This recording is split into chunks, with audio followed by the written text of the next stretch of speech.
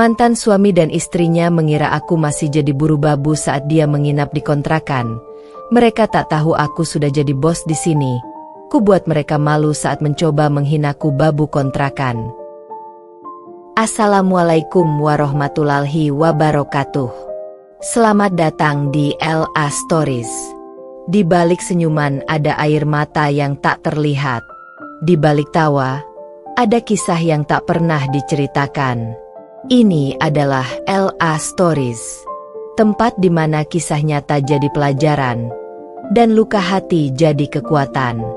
Setiap cerita di sini bukan sekadar drama, tapi potongan hidup yang bisa jadi cermin untuk kita semua.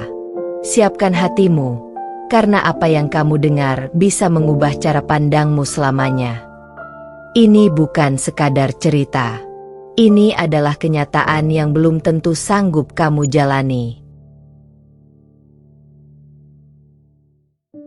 Dulu, aku ditendang dari rumah mertuaku karena dianggap hanya babu, tak layak jadi istri untuk anak orang kaya. Suamiku selingkuh dan nikah dengan wanita yang katanya selevel dengannya. Aku dibuang, dihina, dan dipaksa tinggal di kontrakan sempit. Tapi aku tak menyerah. Dalam diam, aku bangkit. Tahun demi tahun ku jalani penuh luka.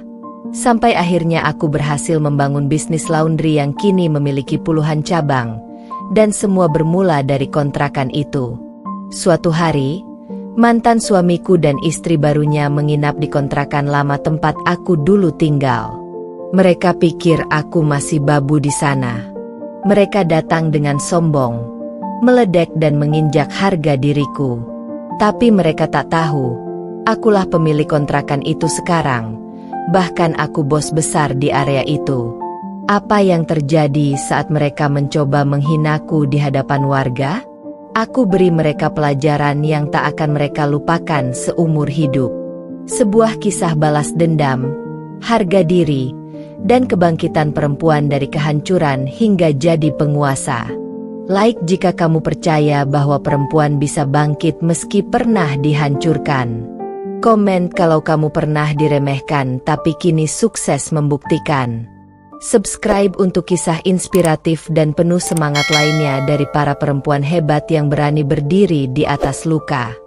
Sebelum masuk ke ceritanya, jangan lupa absen dulu Bunda. Bunda semuanya dari daerah mana saja. Dan bagi yang sudah subscriber semoga rezekinya lancar. Aku masih ingat betul malam itu. Hujan turun deras. Langit seolah ikut menangis bersama hatiku yang remuk. Tubuhku menggigil bukan hanya karena dingin, tapi karena kenyataan pahit yang menamparku tanpa ampun. Aku berdiri di depan pagar rumah mertua dengan 2 koper dan 1 plastik hitam berisi baju-bajuku yang dicampakkan dari dalam rumah oleh tangan mantan suamiku sendiri, Andra. Lelaki yang dulu bersumpah akan mencintaiku sampai mati. Lelaki yang pernah mengaku siap miskin asalkan bersamaku, kini menjelma menjadi orang asing yang lebih kejam dari musuh. Aku capek hidup sama kamu. Nggak ada kemajuan. Nggak ada perubahan. Hidup kita gini-gini aja karena kamu cuma bisa kerja serabutan. Aku butuh istri yang bisa diajak naik level, bukan yang tiap bulan minta uang kontrakan aja susah. Bentaknya siang itu, tepat sebelum dia melempar ponselnya ke arahku, membuat jidatku lebam. Aku tak melawan. Air mata mengalir deras saat dia menarik lenganku kasar, menggiringku keluar rumah di hadapan ibunya yang hanya menyilangkan tangan di dada dengan tatapan jijik. Seperti aku ini benalu yang tak pantas diberi belas kasihan. Sudah kubilang dari awal, perempuan dari keluarga biasa kayak kamu nggak akan cocok sama keluarga kita. Kamu cuma numpang hidup di sini, dan sekarang waktumu sudah habis. Aku hanya menunduk, mencoba menahan isak. Hatiku seperti dikoyak-koyak. Tak pernah kubayangkan pernikahan yang kubela mati-matian selama 5 tahun akan berakhir seperti ini. Dulu aku rela melepas pekerjaan tetapku demi mengikuti Andra pindah ke kota ini, demi katanya memulai hidup baru bersama. Aku rela jadi buruh cuci, bersih-bersih rumah orang, Bantu usaha laundry kecil-kecilan tetangga hanya demi bisa bantu ekonomi rumah tangga kami. Tapi semua pengorbananku dilupakan hanya karena dia kini merasa lebih mapan setelah dekat dengan seorang janda kaya, pemilik showroom mobil yang diam-diam ternyata sudah menjadi simpanannya selama 2 tahun belakangan. Andra memilihnya. Bahkan tak menunggu waktu lama setelah menggugat cerai, dia langsung menikahi perempuan itu. Foto-foto pernikahan mereka bertebaran di media sosial, penuh caption tentang cinta dan perjuangan. Seolah-olah aku tak pernah ada dalam sejarah hidupnya. Aku tak diundang. Bahkan aku tak diberitahu secara resmi. Yang memberitahuku justru seorang teman lama yang mengirimkannya diam-diam, menanyakan apakah aku baik-baik saja. Tidak, aku jelas tidak baik-baik saja. Tapi saat itu aku sadar, aku tak bisa menunggu belas kasihan dari siapapun. Aku harus bangkit. Aku harus keluar dari genangan luka ini sebelum aku benar-benar tenggelam dan dilupakan. Maka dengan pakaian seadanya dan luka di hati yang masih menganga, aku berjalan kaki malam itu dari rumah mertuaku ke sebuah kontrakan kecil yang dulu sempat kutinggali sebelum menikah. Sebuah kamar petak lembab dengan dinding berjamur, tempat aku dulu menampung mimpi-mimpiku yang sederhana. Kontrakan itu tak layak, tapi itu satu-satunya tempat yang mau menerimaku tanpa uang muka. Ibu pemilik kontrakan, Bu Yati, mengenalku sebagai anak baik yang tak neko-neko. Saat tahu aku diusir, dia membiarkanku masuk dulu dan bayar seikhlasnya nanti. Hidup kadang kejam, nak. Tapi kamu bukan orang yang pantas dianiaya begitu. Kamu kuat, aku yakin. Kalimatnya sederhana, tapi cukup menyelamatkan jiwaku dari kehancuran. Di sanalah aku mulai menata ulang hidupku dari nol. Tiap pagi aku bantu Bu Yati membersihkan rumah, membantu urusan laundry kecil-kecilannya, bahkan mulai ikut menyetrika, mencuci, hingga antar jemput baju pelanggan. Dari situ aku belajar bahwa ada harga diri yang bisa tumbuh meski aku pernah diinjak-injak. Setiap malam, aku menatap langit-langit kontrakan sambil memeluk bantal bolong. Aku berjanji pada diriku sendiri, suatu hari nanti aku akan membuat mereka melihat siapa aku sebenarnya. Aku akan bangkit. Aku akan tumbuh. Aku akan berhasil. Aku akan buat mereka menyesal pernah memperlakukan aku seperti sampah. Aku tahu, jalannya tak mudah. Tapi aku sudah tak punya siapa-siapa. Yang aku punya hanya diriku sendiri dan tekad untuk tak mati dalam kehinaan. Dan malam itu, saat suara gerimis menyatu dengan bisikan luka yang menggema dalam dadaku, aku berjanji, ini bukan akhir. Ini permulaan. Langkahku berhenti di depan pintu besi tua yang catnya sudah mengelupas, dengan engsel berdecit saat disentuh. Di sanalah kontrakan kecil itu berdiri. Dindingnya retak-retak, lantainya lembab dan beraroma tanah basah. Tapi malam itu, tempat seburuk apapun yang bisa memberiku atap adalah satu-satunya keajaiban yang tersisa di hidupku. Kuletakkan koperku perlahan di sisi pojok kamar. Tak berani menyalakan lampu karena bohlamnya mati sejak entah kapan. Gelap, hening. Hanya suara hujan dan degup jantungku sendiri yang terasa. Tanganku gemetar saat kugantungkan tas kecil ke paku karatan di tembok. Ku coba menyalakan senter dari ponsel tuaku yang baterainya sudah tinggal 15%. Cahayanya redup, tapi cukup untuk melihat sisa-sisa debu dan sarang laba-laba di langit-langit yang menganga. Aku menghela napas dalam-dalam. Perih itu menggumpal di dada, seperti batu besar yang tak bisa ditelan, tak bisa dimuntahkan. Dan disitulah aku, duduk di atas lantai yang dingin, bersandar ke tembok sambil memeluk lututku. Tubuhku gemetar, bukan karena dingin saja, tapi karena luka yang tak bisa kutahan lagi. Aku menangis, terisak dalam diam, tanpa suara, hanya air mata yang mengalir deras tanpa sempat kubendung. Malam itu terasa panjang, seolah waktu berhenti untuk menyaksikan kehancuranku. Gema dari kalimat terakhir Andra masih terngiang di telingaku. Kamu itu cuma babu. Aku muak hidup sama kamu yang gak bisa bawa aku naik kelas. Babu. Kata itu memukul harga diriku berkali-kali seperti cambuk. Padahal aku yang mencucikan bajunya saat dia pulang kerja. Aku yang rela tidur larut demi menyetrika bajunya. Aku yang memijit pundaknya tiap malam saat dia mengeluh capek. Aku yang mengurangi makan agar bisa membayar utangnya dulu. Aku yang dulu dia minta temani dari nol. Tapi sekarang disingkirkan hanya karena dia menemukan perempuan lain yang lebih kaya. Betapa mudahnya cinta berubah jadi jijik. Aku memandangi foto kecil yang masih terselip di dompet. Foto pernikahan kami. Aku terlihat sangat bahagia saat itu, tersenyum di pelaminan dengan gaun sewa seadanya. Andra memegang tanganku erat. Kukira itu akan jadi awal kebahagiaan. Nyatanya, semua hanya kebohongan yang dikemas rapi dalam janji-janji manis. Kukoyak foto itu malam itu juga. Kumasukkan potongan kecilnya ke dalam kaleng bekas dan kubakar. Aku harus melepaskan semuanya jika ingin hidupku mulai lagi. Aku harus membakar masa lalu yang menusukku sampai tak bersisa. Saat api kecil dari potongan foto itu menyala, sinarnya memantul ke wajahku yang sembab. Dalam kobaran api yang perlahan padam, aku berjanji pada diriku sendiri bahwa air mata ini akan menjadi yang terakhir. Bahwa aku tidak akan lagi mengemis cinta dari siapapun. Bahwa mulai malam ini, hidupku adalah milikku sendiri, dan aku akan menulis ulang ceritaku, dari seorang yang dihina sebagai babu menjadi seseorang yang dihormati. Tapi kenyataan masih keras.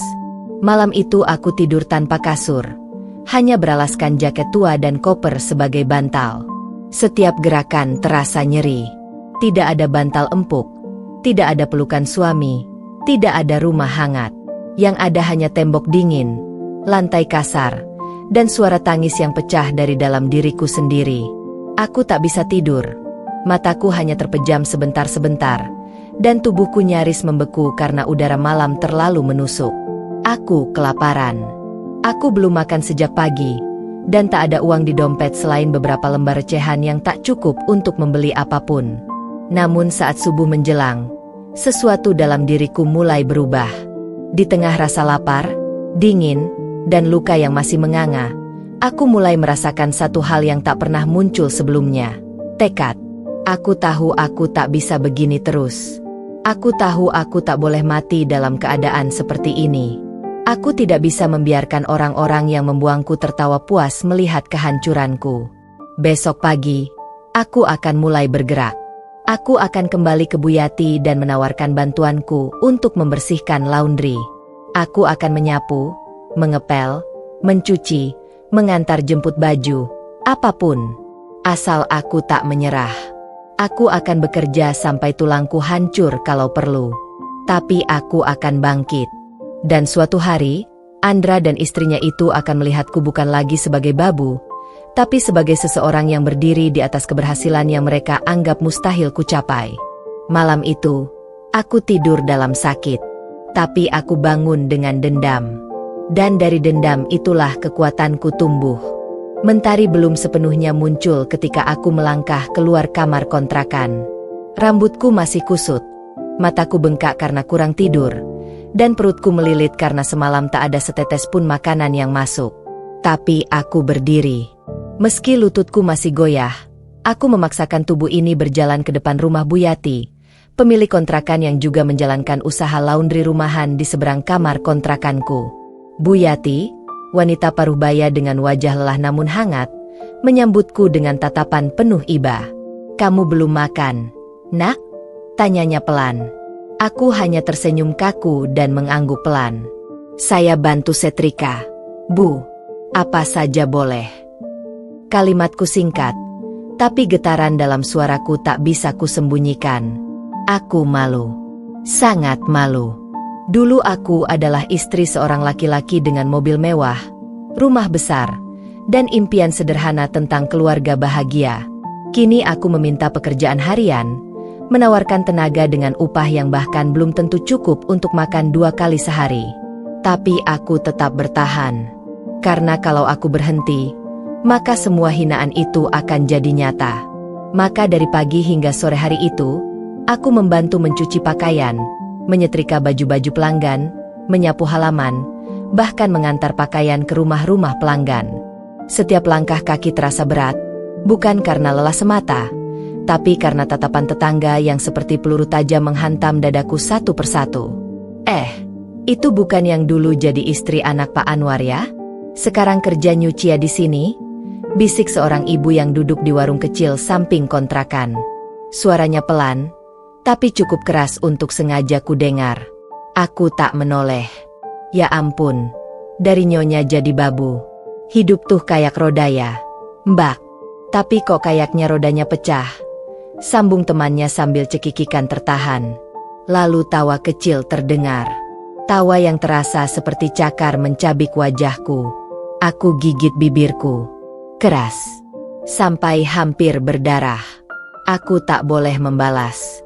Aku tak boleh menunjuk wajah mereka dan mengatakan bahwa mereka lebih rendah dariku. Bukan sekarang. Bukan saat aku belum punya apa-apa. Aku hanya bisa diam, menunduk sambil memeluk ember cucian dan terus berjalan menuju rumah pelanggan. Hari demi hari, julukan, babu kontrakan, mulai beredar. Mereka tidak menyebut namaku lagi. Aku hanyalah sosok perempuan yang diusir suaminya, yang kini jadi tukang cuci baju, yang tinggal di kamar sempit dan menyambung hidup dari belas kasihan orang lain.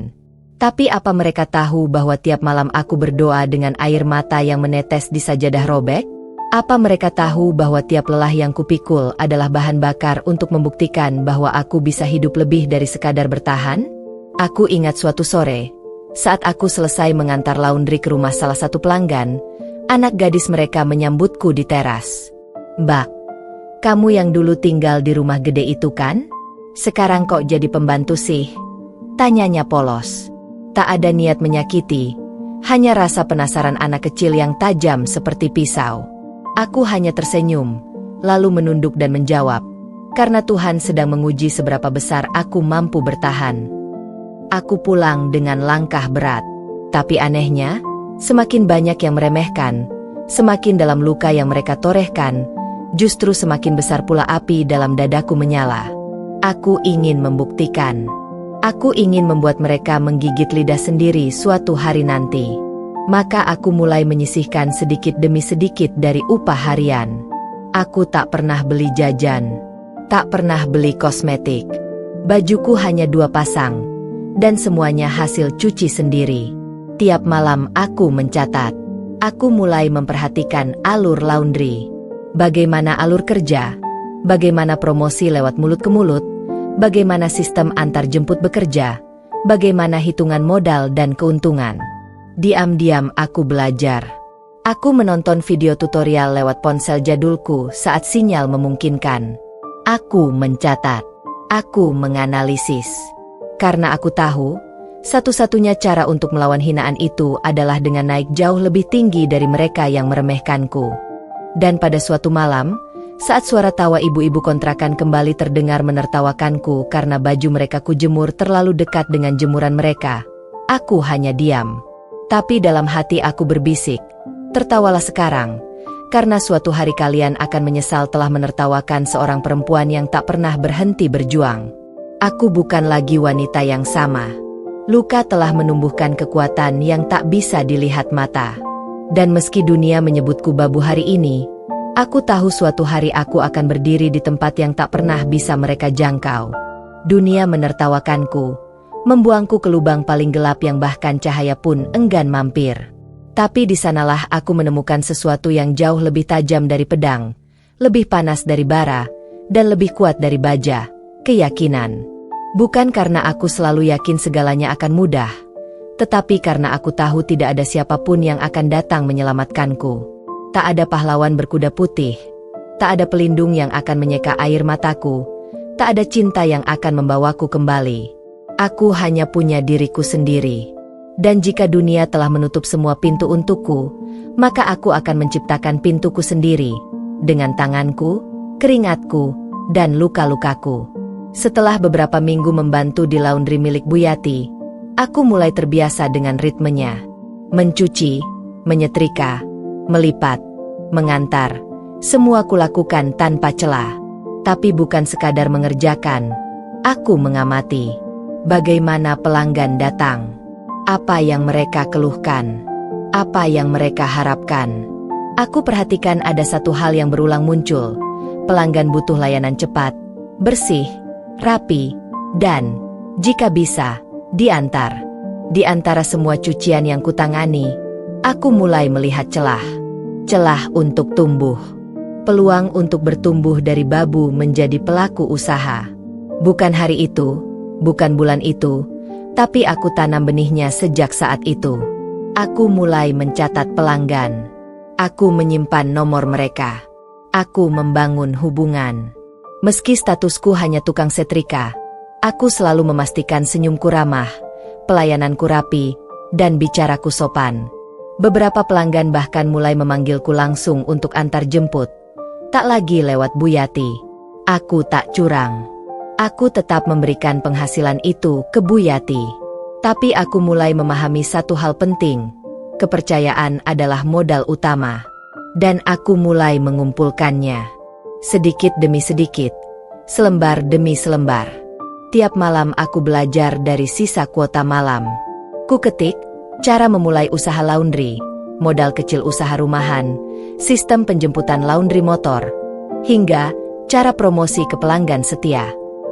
Di saat orang lain tidur, aku menyusun rencana. Di saat dunia memunggungiku, aku merancang jalanku sendiri. Aku tahu aku tak punya apa-apa. Tapi aku punya satu hal yang sangat berharga. Pengalaman. Aku tahu cara kerja lapangan. Aku tahu bagaimana mengelola waktu. Aku tahu bagaimana menyelesaikan cucian menumpuk saat mesin rusak dan pelanggan ngamuk. Pengalaman itu tak bisa dibeli. Dan aku sudah punya bekalnya. Pada bulan keempat, aku meminjam mesin cuci dari seorang tetangga yang ingin menjual karena butuh uang mendadak. Aku bayar separuh dulu, separuh lagi cicil. Aku siapkan ruang kecil di kamar kontrakan untuk mulai mencoba ambil cucian sendiri. Satu pelanggan dulu. Ku masukkan bajunya ke ember. Ku kucak pakai tangan. Ku cek pelan-pelan. Ku bilas. Ku kuatkan tangan menyetrika hingga malam. Hasilnya? Uang Rp20.000, tapi rasanya seperti menerima gaji jutaan. Karena itu hasil dari keringatku sendiri, dari jalanku sendiri, dari gerbang yang kubuat sendiri ketika dunia menutup semua pintu padaku. Hari demi hari, satu pelanggan jadi 2, 2 jadi 5, 5 jadi 10. Semuanya datang dari mulut ke mulut, dari kepercayaan yang kubangun sendiri. Bahkan ada yang heran, kok cepat banget ya, Mbak? Bersih pula. Mereka tak tahu aku tak pernah tidur tenang. Aku setrika sampai mata perih. Aku antar cucian malam-malam dengan naik sepeda pinjaman. Tapi aku tak butuh pengakuan. Yang kubutuhkan adalah kemajuan. Langkah demi langkah. Luka demi luka. Sementara tetangga masih menatap sinis, memanggilku, babu kontrakan. Aku hanya tersenyum dan mencuci lebih banyak baju. Karena yang mereka tidak tahu, aku sedang membangun istanaku sendiri dari batu-batu hinaan yang mereka lemparkan padaku setiap hari. Aku belajar bahwa ketika dunia menutup semua pintu, Tuhan sedang memberimu alasan untuk menciptakan pintumu sendiri. Pintu itu tak akan megah di awal. Bahkan mungkin pintunya hanya dari triplek dengan gagang karatan. Tapi saat kau terus dorong, terus buka, terus paksa terbuka dengan seluruh luka dan air mata, maka suatu hari pintu itu akan membuka jalan menuju sesuatu yang tak pernah mereka bayangkan, keberhasilan. Aku bukan perempuan pintar. Aku tak sekolah tinggi. Aku bukan anak orang kaya. Tapi aku tahu bagaimana caranya jatuh dan tetap bangkit. Dan sekarang aku tahu, bukan status yang membentuk harga diri, tapi keberanian untuk tetap berdiri saat semua orang berharap kau roboh. Tak ada modal. Tak ada koneksi. Tak ada pendidikan tinggi, tak ada suami. Yang kumiliki hanya 2 tangan yang kapalan, 2 kaki yang lelah melangkah, dan hati yang pernah berkeping-keping. Tapi keyakinan di dadaku mulai tumbuh mekar dari luka. Aku tidak tahu banyak soal dunia bisnis. Aku bahkan tak paham istilah fancy seperti branding atau strategi pemasaran. Tapi aku tahu satu hal, tak ada satupun kesuksesan yang lahir tanpa darah dan air mata. Dan aku sudah punya banyak dari keduanya. Setelah mengumpulkan cukup uang dari setrika dan antar jemput cucian selama 5 bulan, aku memberanikan diri menyewa satu ruang kosong kecil milik tetangga yang dulunya warung tutup. Ukurannya hanya 3x4 meter, dindingnya masih semen kasar, dan atapnya bocor sedikit. Tapi buatku itu seperti kantor pusat, seperti kantor CEO. Karena disinilah untuk pertama kalinya aku menggantung papan triplek bertuliskan Naura Laundry, cuci cepat, bersih, harum. Papan itu kutulis sendiri dengan kuas dan cat sisa proyek bangunan tetangga. Tulisan tanganku bergetar karena malam sebelumnya aku nyaris tak tidur, menata ruangan itu agar cukup untuk satu mesin cuci second hand, ember-ember, tali jemuran, dan meja setrika yang kutebus dari uang tabungan. Aku duduk di tengah ruangan itu sore hari setelah menyelesaikan cucian pertama, menatap papan nama usahaku sambil menangis. Bukan karena lelah, tapi karena bangga. Karena untuk pertama kalinya dalam hidupku, aku menciptakan sesuatu yang benar-benar milikku. Bukan milik suami, bukan milik mertua, bukan bagian dari keluarga yang mencampakkanku, tapi milik seorang perempuan yang pernah dianggap babu, kini perlahan menanam benih kekuatannya. Tapi jangan pikir semua berjalan manis. Hari pertama hanya ada satu pelanggan, Bu Yati, yang memang dari dulu sudah percaya padaku. Hari kedua, tidak ada. Hari ketiga, satu pelanggan datang, itu pun karena diberi selebaran. Aku mencetak selebaran di warnet dengan harga per lembar Rp1.000. Aku hanya mampu buat 20 lembar, dan selebaran itu kuantar satu persatu ke rumah-rumah kontrakan sekitar. Banyak yang menolak. Banyak yang menatapku seolah aku tak layak buka usaha. Beberapa berkata terang-terangan, "Ah, paling lusa juga tutup." Aku dengar semuanya. Dan setiap hinaan itu tak kuanggap racun, tapi vitamin. Semakin mereka meremehkan, semakin keras aku bekerja. Saat orang lain tidur, aku cuci baju. Saat orang lain leyeh-leyeh, aku antar cucian. Saat orang lain istirahat, aku cuci, bilas, setrika, lipat. Tanganku luka karena deterjen, punggungku pegal karena setrika. Tapi aku terus berdiri, karena aku tahu tak ada yang bisa menghentikan perempuan yang sudah kehilangan segalanya. Justru kehilangan itu membuatku tak punya rasa takut. Pelanggan pertamaku mulai bercerita ke tetangga bahwa hasil cucianku bersih, rapi, dan harumnya beda. Aku pakai racikan pelembut sendiri. Aku pelajari dari video YouTube. Ku tambah aroma sereh dan daun pandan yang kukeringkan sendiri. Hasilnya, wangi khas yang jadi ciri khas Naura Laundry. Dan dari situlah mulai satu-satu pelanggan datang. 3, 5, 7. Sampai akhirnya 1 minggu penuh tak ada waktu kosong. Aku kewalahan, tapi bahagia. Aku mulai rekrut satu pegawai, tetanggaku sendiri yang dulu ikut menertawakanku. Dia datang pelan-pelan, malu-malu. "Nah, kalau butuh orang bantu, aku bisa kok bantuin nyetrika." Aku tatap matanya lama. Bukan karena aku masih marah, tapi karena saat itu aku sadar, kesuksesan akan mengubah siapapun jadi mendekat, bahkan yang dulu menjauh sekalipun. Aku terima dia, bukan untuk balas dendam, tapi untuk membuktikan bahwa aku bukan seperti mereka. Aku tak suka menginjak yang sudah jatuh, tapi aku akan berdiri lebih tinggi supaya mereka sadar, yang pernah mereka anggap rendah bisa melampaui mereka semua. 1 pegawai jadi 2, 2 jadi 3. Lalu aku mulai buka cabang kecil di ujung gang 1 lagi, lalu ke area kampus dekat pasar, lalu ke wilayah kos-kostan. Aku mulai kelola data pelanggan lewat buku catatan. Aku buat sistem diskon pelanggan tetap. Aku beri bonus loyalty. Tak ada yang mewah, tapi cukup membuat mereka datang lagi dan lagi. Dan saat seorang teman lamaku dari masa lalu, yang dulu meninggalkanku karena statusku sebagai istri gagal, datang dan berkata, "Nah, bisnis kamu kok bisa gede gini ya? Dulu kamu kan cuma. Dia tak menyelesaikan kalimatnya. Karena wajahku saat itu sudah cukup untuk menjawab semuanya. Aku tersenyum, lalu berkata tenang. Dulu aku memang cuma babu, tapi sekarang aku pemilik bisnis dengan 7 cabang.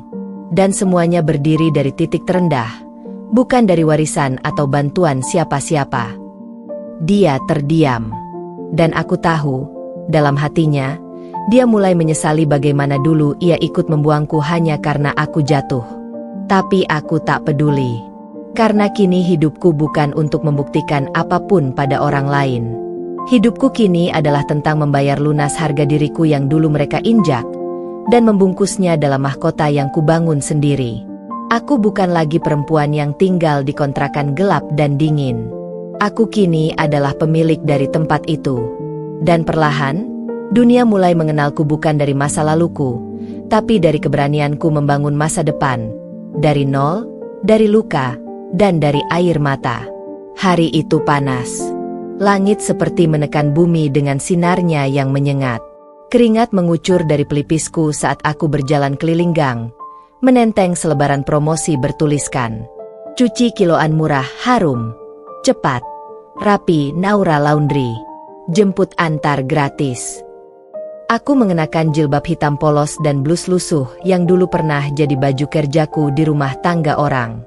Tanganku pegal, leherku kaku karena membungkuk terus mengetuk pintu satu demi satu. Tapi langkahku tak berhenti. Aku tahu, 1 pelanggan hari ini bisa jadi 5 besok. Aku tak punya anggaran untuk iklan online. Aku tak punya uang untuk banner besar atau influencer. Yang kupunya cuma selebaran, kaki yang siap pegal, dan semangat yang tak bisa dibunuh. Aku sempat mengetuk pintu rumah di ujung gang dekat masjid. Seorang ibu keluar, menatapku dari atas ke bawah. "Oh, kamu ya, Alia? Yang dulu kerja di tempat Bu Yati? Sekarang buka usaha sendiri?" Nada suaranya merendahkan, matanya menyipit penuh rasa tak percaya. Aku mengangguk pelan sambil menyodorkan selebaran. Tapi dia tak menyambut. Ia malah menoleh ke anak gadisnya di dalam rumah dan berkata keras-keras, "Ini tuh contoh perempuan yang sok usaha, padahal dulunya cuma babu. Hati-hati ya, jangan sampai kayak gini." Aku berdiri terpaku, selebaran masih di tangan. Senyumku perlahan menguap, tapi bukan hilang. Senyum itu kupaksakan tetap ada, walau hatiku seperti dibakar api dari dalam. Bukan hanya karena hinaannya, tapi karena dia mengucapkannya dengan bangga, seolah menjatuhkan perempuan lain adalah prestasi. Tapi aku tak membalas. Aku hanya menunduk dan berlalu. Begitu juga di tempat lain. Ada yang menutup pintu di wajahku. Ada yang tertawa dan bilang, "Zaman sekarang siapa sih yang masih mau laundry ke tempat kayak gitu?" Ada juga yang bahkan merobek selebaranku dan melemparnya ke got. Tapi aku pungut. Aku bersihkan. Aku kumpulkan lagi. Aku tetap keliling. Karena aku tahu, yang kutawarkan bukan sekadar jasa laundry. Yang kutawarkan adalah semangat hidup seorang perempuan yang menolak mati karena dipaksa kalah. Di antara semua pintu yang kutok, beberapa ada yang membuka. Seorang ibu muda yang baru punya bayi menerima selebaranku dan bertanya, "Boleh nggak aku laundry harian? Tapi ambil pagi, antar sore." Aku langsung mengangguk. Seorang mahasiswa membuka pintu kosnya dan bilang, "Boleh minta list harga? Kalau cocok, saya langganan." Aku langsung berikan dengan senyum. 1 demi 1. Pelan, tapi nyata. Saat malam tiba dan aku kembali ke ruangan sempitku yang juga jadi kantor utama Naura Laundry, aku merebahkan diri di lantai sambil memandangi langit-langit. Tubuhku pegal, kaki bengkak, tapi hatiku hangat. Karena aku tahu, hari ini aku ditertawakan. Tapi suatu hari nanti, mereka akan membisikkan namaku dengan hormat. Besoknya, aku keliling lagi. Kali ini aku cetak selebaran dengan tambahan foto before after hasil cucian. Aku tulis testimoni dari pelanggan awal. Aku pasang sedikit promosi. 5 kilogram dapat 1 kilogram gratis. Aku antar ke pos satpam, ke warung, ke tempat kos, ke kios tukang cukur, ke pengajian ibu-ibu. Aku tahu, suara yang dikirim dari mulut ke mulut lebih kuat daripada iklan manapun. Maka aku menyapa semua orang dengan ramah. Tak peduli siapa dia. Entah mereka tertawa di belakangku atau tidak. Aku tak mau tahu. Bahkan saat aku lewat gang sempit di mana sekelompok ibu-ibu sedang mengobrol dan salah satunya menyindir. Yah, yang dulu dihina babu sekarang malah keliling kayak sales. Aku hanya tersenyum dan berkata, iya, Bu. Sales yang halal dan insya Allah berkah. Kalimat itu membuat tawa mereka terhenti. Mungkin karena mereka tak menyangka aku membalas tanpa emosi, tanpa marah, tanpa sakit hati. Tapi sebenarnya, hatiku menangis. Aku hanya terlalu sibuk membangun mimpi sampai tak sempat membalas dendam. Tapi aku percaya satu hal, usaha yang dijalani dengan tulus dan ikhlas tak akan pernah memalukan. Justru dari titik itulah aku tahu, Tuhan sedang memperhatikan kerja keras hambanya. Dan benar saja, seminggu kemudian pesanan laundry mulai menumpuk. Aku tak punya cukup tangan untuk menyelesaikannya. Aku hubungi mantan rekan kerja dulu di Buyati. Kutanya apakah dia masih butuh kerjaan. Dia datang, dan saat melihat tempat usahaku, matanya berkaca-kaca. Aku kira kamu udah pergi. Aku kira kamu gak bakal bangkit dari semua itu. Ternyata kamu udah jauh banget. Aku tersenyum. Kali ini bukan senyum palsu, tapi senyum lega. Karena pelan-pelan, jerih payahku yang dulu ditertawakan kini mulai terlihat. Dan di antara orang-orang yang dulu menutup pintu untukku, aku sedang membuka pintuku sendiri.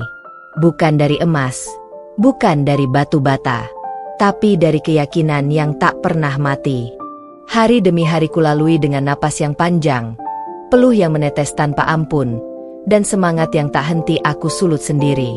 Tak ada bos yang menyuruhku bangun pagi, tak ada suara majikan yang membentak karena lupa menyetrika kerah baju. Tapi aku tahu, tanggung jawabku jauh lebih besar sekarang. Usaha laundry kecil yang kumulai dari ruang kontrakan sempit ini sudah bukan sekadar tempat mencari uang. Ini adalah ladang harga diriku. Suatu pagi, ponselku berdering berkali-kali bahkan sebelum subuh. Ternyata seorang pelanggan baru yang kutemui minggu lalu memintaku menjemput cucian darurat karena keluarganya akan ada acara besar. Tanpa pikir panjang, aku langsung menyambar jaket, helm, dan kunci motor tua pinjaman tetangga. Aku melaju di jalanan yang masih basah oleh embun. Angin pagi menyayat kulitku, tapi aku justru merasa hangat, karena aku tahu, mimpiku mulai bergerak. Dan sejak hari itu, semuanya seperti mengalir lebih cepat. Mulut ke mulut mulai bekerja. Pelanggan pertama memberi kabar ke tetangganya. Tetangga itu memberitahu saudara. Saudara memberitahu teman kantornya. Dalam waktu kurang dari 2 minggu, pesanan mulai membludak. Aku sampai harus membeli 2 ember besar tambahan, tali jemur baru, dan akhirnya meminjam 1 kamar dari ibu kontrakan untuk dijadikan ruang setrika sementara. Tak lama, aku menerima pesan WhatsApp dari seorang pelanggan bernama Bu Irma. Ia tinggal di komplek perumahan elit tak jauh dari kontrakan, dan ternyata, ia adalah pengurus arisan ibu-ibu kompleks. Alia, bisa ambil cucian sekomplek, katanya ringan. Tapi jantungku berdebar hebat. Sekomplek. Aku tak tahu harus tertawa atau menangis. Tapi aku balas. Bisa, Bu. Insya Allah. Jemput jam berapa? Hari itu aku menyewa ojek online, mengangkat cucian lebih dari 10 rumah dengan kantong besar-besar. Punggungku hampir patah, tapi semangatku tak kendur. Di malam hari, bersama 2 tetanggaku yang mulai kupekerjakan secara harian, aku bekerja sampai dini hari. Setrika bergantian menyala, jemuran kami bentangkan bahkan di depan rumah tetangga, tentu dengan izin dan sedikit bonus laundry gratis sebagai ganti lahan. Dan saat semua selesai dikemas dan dikembalikan tepat waktu, Bu Irma mengirim pesan yang membuatku meneteskan air mata. Kamu luar biasa, Alia. Aku pikir kamu cuma jasa laundry biasa. Tapi kamu profesional. Nanti aku posting testimoninya di grup ibu-ibu ya. Malam itu aku menangis, bukan karena lelah, tapi karena aku baru sadar, Dari semua kata buruk yang pernah dilontarkan padaku, satu pujian tulus ternyata mampu menambalnya perlahan. Tak butuh waktu lama, pesan masuk mulai membanjiri HP-ku. Grup WhatsApp kompleks, komunitas pengajian, hingga teman-teman SMA yang tak pernah menghubungi sebelumnya tiba-tiba muncul. "Kamu Alia ya? Yang punya Naura Laundry? Bisa antar ke kantor aku?" Atau, "Aku dengar dari teman di RT 06, katanya kamu bagus dan cepat banget ngerjainnya." Pesanan datang siang dan malam, bahkan beberapa pelanggan mulai minta sistem langganan bulanan. Aku tahu, aku tak bisa terus sendirian. Maka aku rekrut 2 ibu rumah tangga dari gang belakang yang dulu juga pernah dihina sama oleh para istri pejabat kompleks. Kini mereka bukan lagi pengangguran tak jelas, seperti sebutan tetangga lama. Mereka adalah tim Naura Laundry, bagian dari mimpiku yang jadi nyata. Aku mulai belajar manajemen sederhana, membuat catatan pelanggan, membeli label nama untuk setiap kantong cucian, menyusun jadwal antar jemput, bahkan memesan timbangan digital agar presisi. Aku tak mau bisnis ini tumbuh seperti rumput liar. Aku ingin bisnis ini tumbuh seperti pohon, berakar kuat, naik perlahan, dan tak mudah tumbang. Dan saat aku berpikir semua ini sudah luar biasa, sebuah hal mengejutkan terjadi. Seorang pelanggan VIP mengajakku kolaborasi. "Alia, kamu mau buka cabang? Aku punya tempat kosong. Bisa kita sewa bersama. Kamu yang urus operasional, aku bantu modal." Aku terdiam. Dunia seperti berhenti. Kata-katanya seperti angin besar yang menerbangkan daun-daun ragu di hatiku. Aku pikir aku sedang bermimpi, tapi ternyata tidak. Seminggu kemudian, Naura Laundry Cabang 2 resmi berdiri di sebuah ruko kecil di pinggir jalan besar. Banner besar terpampang di depan, dengan slogannya yang kubuat sendiri. "Bukan sekadar laundry, ini komitmen dan kepercayaan." Hari pembukaan cabang kedua menjadi hari pertama dalam hidupku yang aku rasakan benar-benar seperti seorang bos. Bukan karena gaji besar, bukan karena duduk di balik meja, tapi karena aku berhasil membangun semuanya dari debu, dari caci maki, dari sisa luka, dan membuatnya berdiri di atas nama baik dan keringat sendiri. Dan yang membuatku paling terharu adalah saat aku berdiri di balik meja kasir dan melihat seorang ibu muda yang dulu menertawakanku kini berdiri di antrean, membawa tas laundry besar. Ia hanya menunduk ketika melihatku. Aku tersenyum dan menyapa pelan. "Selamat datang di Naura Laundry, Bu. Terima kasih sudah percaya pada kami." Ia tak berkata apa-apa. Wajahnya memerah. Tapi aku tak menyimpan dendam. Karena bagiku, kesuksesan bukan tentang membalas hinaan, tapi membuktikan bahwa aku layak berdiri sejajar, atau bahkan lebih tinggi, dengan mereka yang dulu menginjakku. Hari itu matahari terasa lebih panas dari biasanya, tapi hatiku justru dingin dan tenang, seperti danau yang diam menyimpan badai di bawah permukaan. Di tanganku ada lembaran kwitansi pembayaran lunas sebuah kontrakan lama. Ya, kontrakan tempat aku dulu pernah jadi babu, dibentak, dicaci, direndahkan oleh suamiku dan istrinya saat mereka menginap seenaknya tanpa rasa malu, bahkan sempat menyuruhku menyapu halaman padahal mereka cuma numpang tidur. Kontrakan kecil dengan tembok kusam, lantai kasar, dan atap bocor itu dulu adalah saksi bisu penderitaanku. Tapi sekarang, kontrakan itu telah menjadi salah satu unit properti milikku. Bukan lagi tempat yang kutempati karena tak punya pilihan, melainkan aset investasi bisnis. Di bawah nama Naura Property, aku membeli 6 kontrakan di gang itu, termasuk yang pernah mereka injak-injak harga diriku di dalamnya. Sekarang aku menyewakan kontrakan-kontrakan itu dengan sistem rapi. Ada CCTV, sistem booking online, bahkan digital payment. Tapi aku tak pernah menyangka, kontrakan itu akan mempertemukanku kembali dengan masa lalu yang dulu menyakitkan. Semua bermula dari laporan penjaga kebersihan yang kukaryakan di area itu.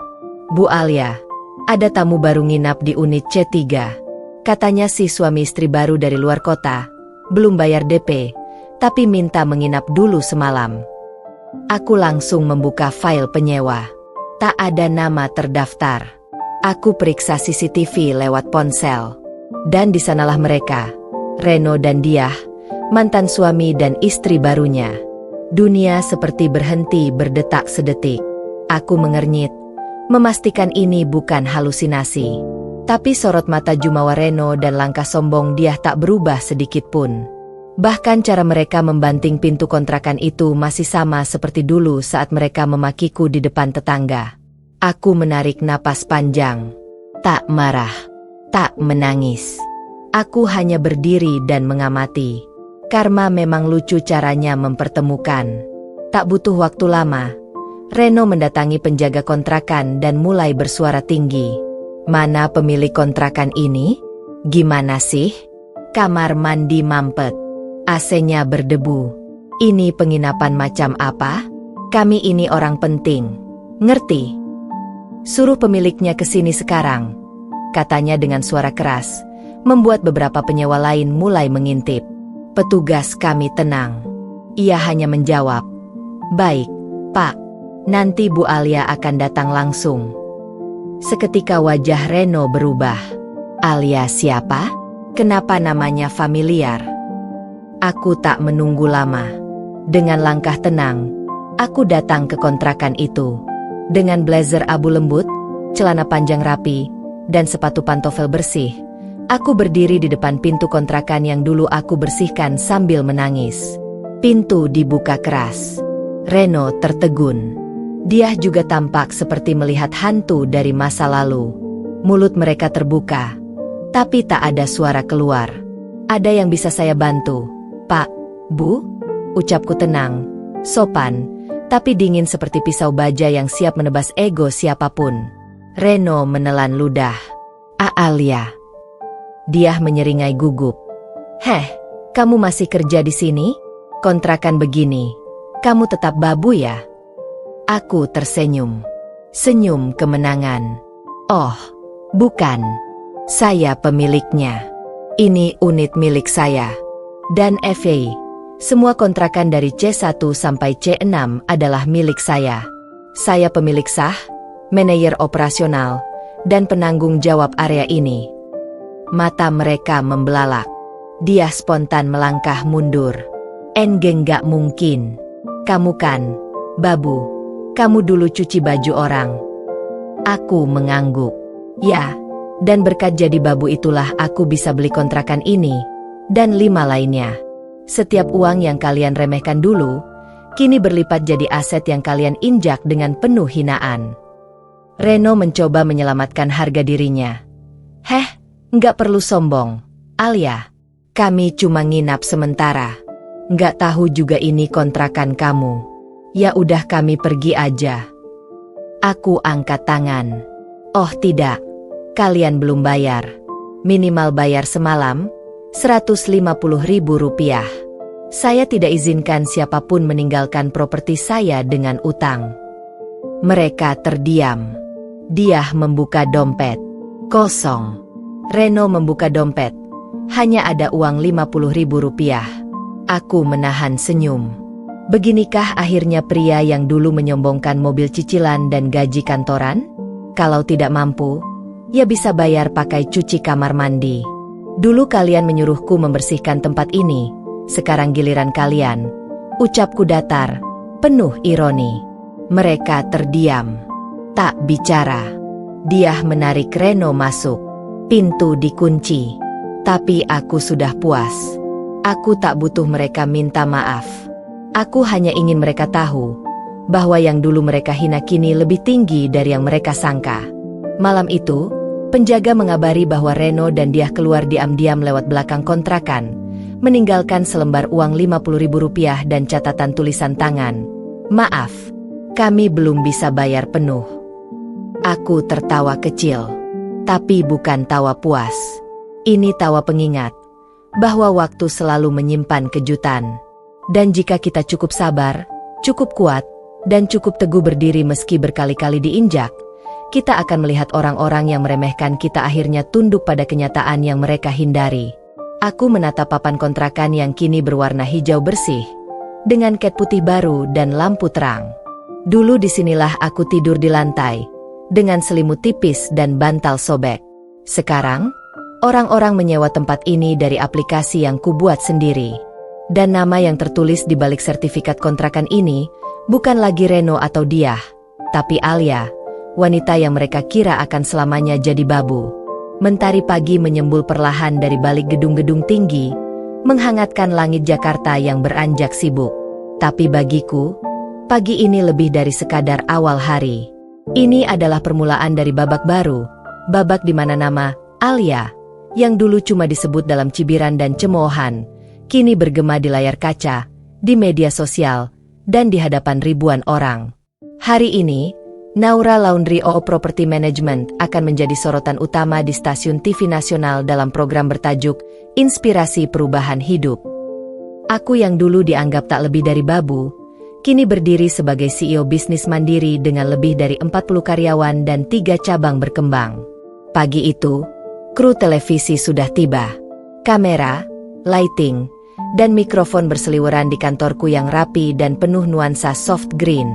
Timku bergerak cepat, menyiapkan setiap sudut agar sesuai dengan tema, transformasi luar biasa dari wanita biasa. Tak sampai 1 jam, presenter terkenal, Santi Mahendra, datang langsung, mengenakan blazer merah anggun, menyapa ramah, dan langsung menggelar wawancara. Kami duduk di ruang utama, di sofa empuk buatan pengrajin lokal yang sengaja kupilih untuk mendukung UMKM sekitar. Kamera mulai merekam, dan sorotan lampu jatuh tepat di wajahku saat Santi membuka kalimatnya. Pemirsa, hari ini kita akan berbincang dengan seorang wanita luar biasa. Dulu beliau pernah bekerja sebagai asisten rumah tangga di kontrakan sempit. Kini beliau memimpin sebuah jaringan usaha laundry dan properti yang berkembang pesat. Selamat datang, Ibu Alia, CEO Naura Group. Aku tersenyum tenang. Terima kasih, Mbak Santi. Ini sebuah kehormatan. Wawancara mengalir. Aku ceritakan kisah pahit masa lalu. Bagaimana aku sempat tak punya uang untuk makan. Bagaimana pernah tidur di lantai tanpa kasur. Bahkan dihina oleh orang yang pernah kupanggil suami. Aku tidak menyebut nama Reno dan Dia secara langsung. Tapi setiap kata dariku seolah menampar mereka dari kejauhan. Orang yang dulu bilang aku nggak akan pernah jadi apa-apa, sekarang mungkin menonton aku dari balik layar kaca. Tapi yang membuktikan adalah kerja keras, bukan kata-kata mereka. Sontak, potongan video wawancara itu meledak di media sosial. Banyak akun besar mengangkat klipnya. Salah satu akun dengan 1,2 juta pengikut menulis caption, "Dulu dicaci hanya karena kerja cuci baju orang. Sekarang punya usaha laundry modern dengan cabang di 3 kota besar. Respect banget. Alia Naura wanita tangguh dari babu jadi bos." Di saat yang sama, di sebuah rumah kontrakan sempit yang dulu kusewa untuk bertahan hidup, Reno dan Dia sedang duduk menonton TV.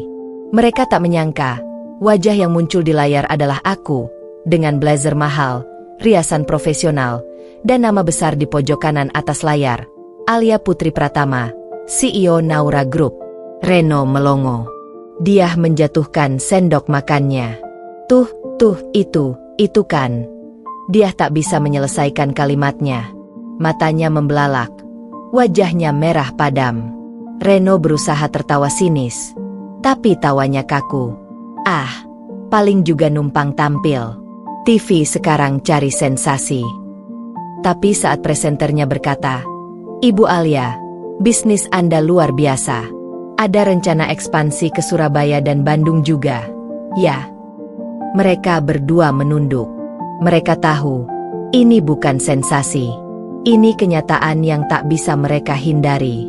Di layar, saat aku menyebut, saya dulu pernah tinggal di kontrakan sempit.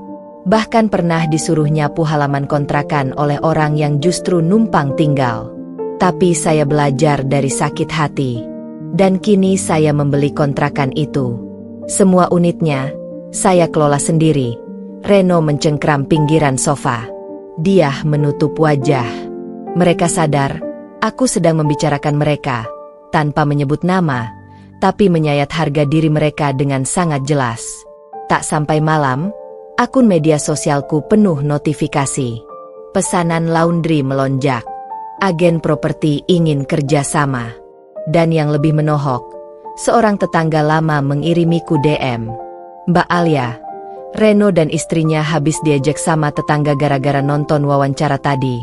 Mereka nggak bisa keluar rumah. Malu berat. Hehe. Bangga banget sama Mbak sekarang.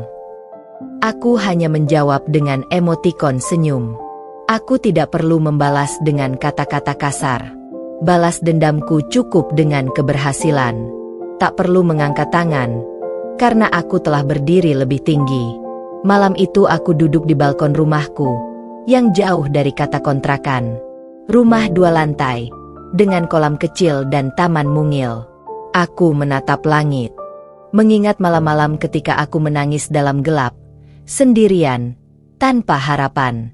Tapi hari ini, aku tertawa. Bukan tawa membalas, tapi tawa penuh syukur. Karena semua luka telah berubah menjadi kekuatan. Dan semua penghinaan telah berubah menjadi panggung kemenangan.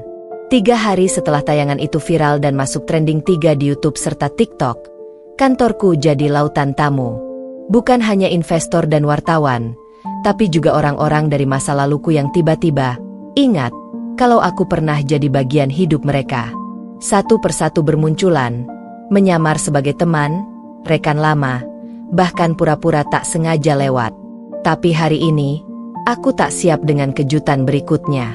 Jam 10 pagi, suasana kantor sedang sibuk. Staf sibuk dengan data transaksi laundry hotel, marketing meeting dengan manajer cabang, dan aku sedang di ruang kerja menandatangani MOU dengan salah satu pemilik hotel besar untuk paket eksklusif. Tiba-tiba resepsionis masuk dengan wajah bingung. "Bu Alia, ada tamu. Katanya penting." "Siapa?" tanyaku sambil menatap tanda tangan yang belum kutuntaskan. "Dia," bilang dia. "Dia, istri Pak Reno." Tanganku berhenti. Tinta penaku macet di tengah kertas. Napasku menahan derasnya gelombang masa lalu yang tiba-tiba menampar dari depan. Dia? Di kantorku? Setelah semua yang dia katakan dulu tentang aku? Tentang kontrakan? Tentang babu? Tentang nggak akan sukses? Aku menghela napas. "Suruh tunggu di lobi. Aku mau dia tahu rasanya menunggu," ucapku tegas. Resepsionis mengangguk dan pergi. Aku sengaja biarkan dia menunggu selama 45 menit. Baru kemudian aku berdiri, menata langkah anggun, dan berjalan keluar dari ruang kerjaku dengan blazer krem elegan, heels 9 cm, rambut terikat rapi. Semua mata staf melihatku melangkah, karena mereka tahu, kalau CEO turun langsung, berarti sesuatu yang serius sedang terjadi. Aku melangkah ke ruang tamu kantor. Di sana, dia duduk dengan wajah kusam, rambut acak-acakan, mata sembab, dan pakaian lusuh, jauh dari kesombongannya dulu. Ketika aku muncul, dia langsung berdiri dan menunduk. "Bu Alia, saya minta maaf udah datang begini, tapi saya butuh kerja. Saya nyari di mana-mana, tapi susah. Suami saya lagi gak kerja. Tolong, saya mohon, saya mau kerja jadi admin kek, jadi apa aja asal halal." Aku menatapnya. Dia mengangkat wajahnya, mata merah. "Aku ini dulu babu yang kamu hina. Sekarang kamu datang ke kantor. Babu? Minta kerja? Bukankah dulu kamu bilang aku gak pantas kerja selain nyuci baju orang?" Wajahnya makin pucat. Tapi aku tak berhenti. "Kenapa kamu butuh kerja?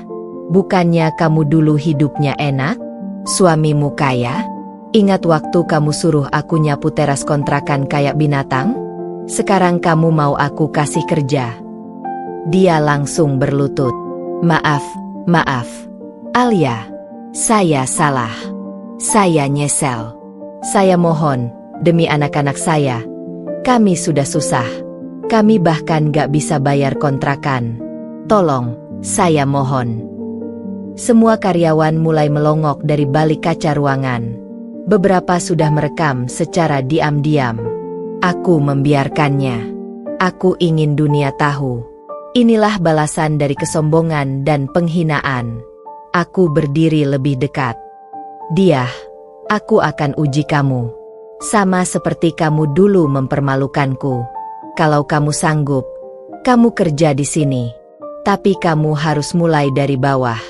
Dari posisi paling rendah. Jadi petugas lab laundry di cabang Kalimalang. Kerja dari subuh. Berdiri seharian. Dan gaji UMR. Siap.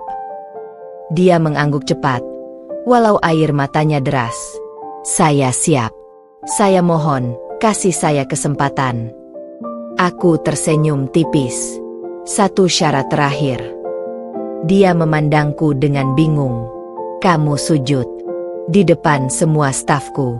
Sama seperti aku dulu kamu suruh sujud waktu kamu hina aku di depan kontrakan. Supaya kamu tahu, dunia ini berputar.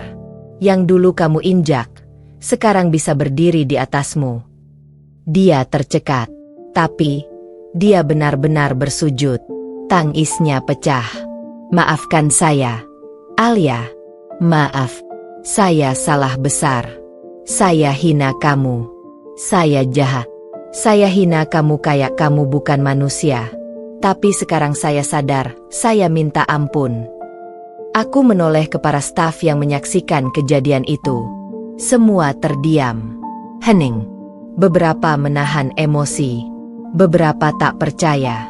Tapi aku tak biarkan ini jadi sia-sia. Catat baik-baik. Semua. Di kantor ini, tak ada yang boleh menghina masa lalu seseorang. Dia akan jadi contoh. Hari ini dia petugas laundry. Tapi siapa tahu dia bisa naik jabatan suatu hari. Tapi semuanya harus dimulai dari tanggung jawab. Bukan dari rasa kasihan.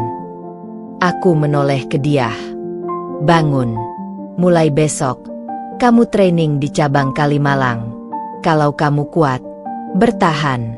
Kalau enggak, jangan pernah muncul lagi di hadapanku. Dia mengangguk lemah. Tubuhnya gemetar. Tapi dia sadar, tak ada pilihan lain. Dunia telah berbalik. Dan kini aku yang memegang kendali. Dan aku tahu, ini belum akhir. Ini baru permulaan kehancuran harga diri Reno dan dia. 1 minggu setelah dia bersujud di kantor dan memulai kerja sebagai petugas laundry di cabang Kalimalang, berita itu menyebar cepat. Karyawan bercerita, netizen membahas, dan bahkan mantan tetangga kontrakan mulai mengirimiku pesan diam-diam. Mereka terkejut, kagum, dan banyak yang malu sendiri karena dulu ikut meremehkanku. Tapi dari semua kabar yang kudengar, ada satu kabar yang paling mengejutkan. Reno, mantan suamiku, pria yang dulu dengan bangga menyerahkanku pada caci maki ibunya dan istrinya yang sekarang, akan datang menemuiku. Awalnya aku tak percaya. Tapi pagi itu, saat aku baru turun dari lift kantor, mengenakan gaun elegan warna gading dengan jas perusahaan berlogo namaku sendiri, resepsionis buru-buru menyusulku.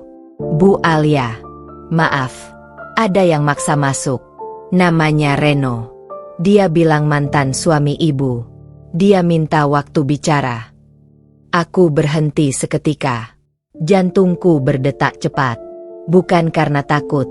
Bukan karena rindu. Tapi karena aku tahu, ini akan menjadi momen pelunasan terakhir untuk segala luka lama.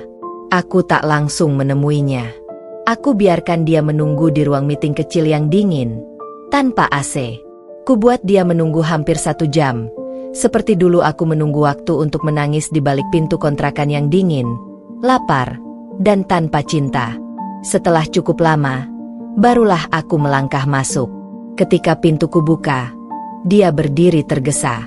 Tampak lebih tua, lebih kurus, matanya sayu, rambutnya berantakan.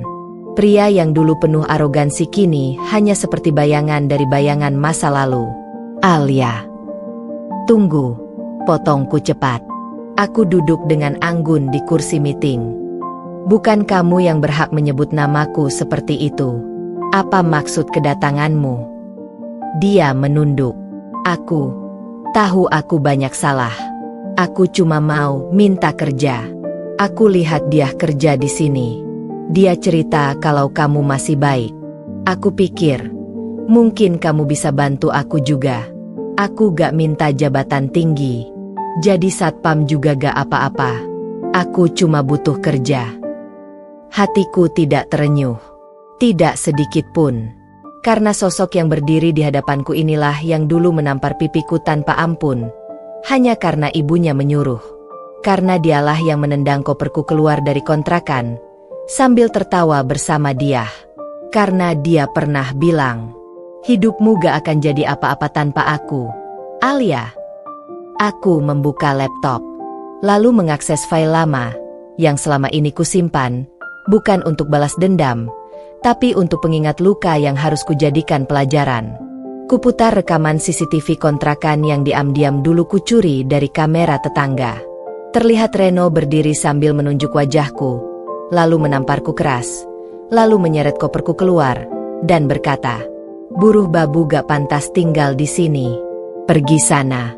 Hina. Dia tertegun.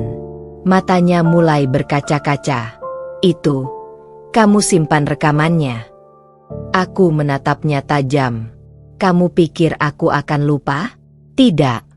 Reno. Aku bukan wanita yang mudah dilupakan luka dan dipaksa tersenyum kembali. Aku simpan semua. Sebagai pengingat bahwa aku tidak boleh jatuh cinta pada orang salah untuk kedua kali. Dia mulai berlutut. Aku minta maaf. Alia, sungguh. Aku sadar aku dulu jahat, egois.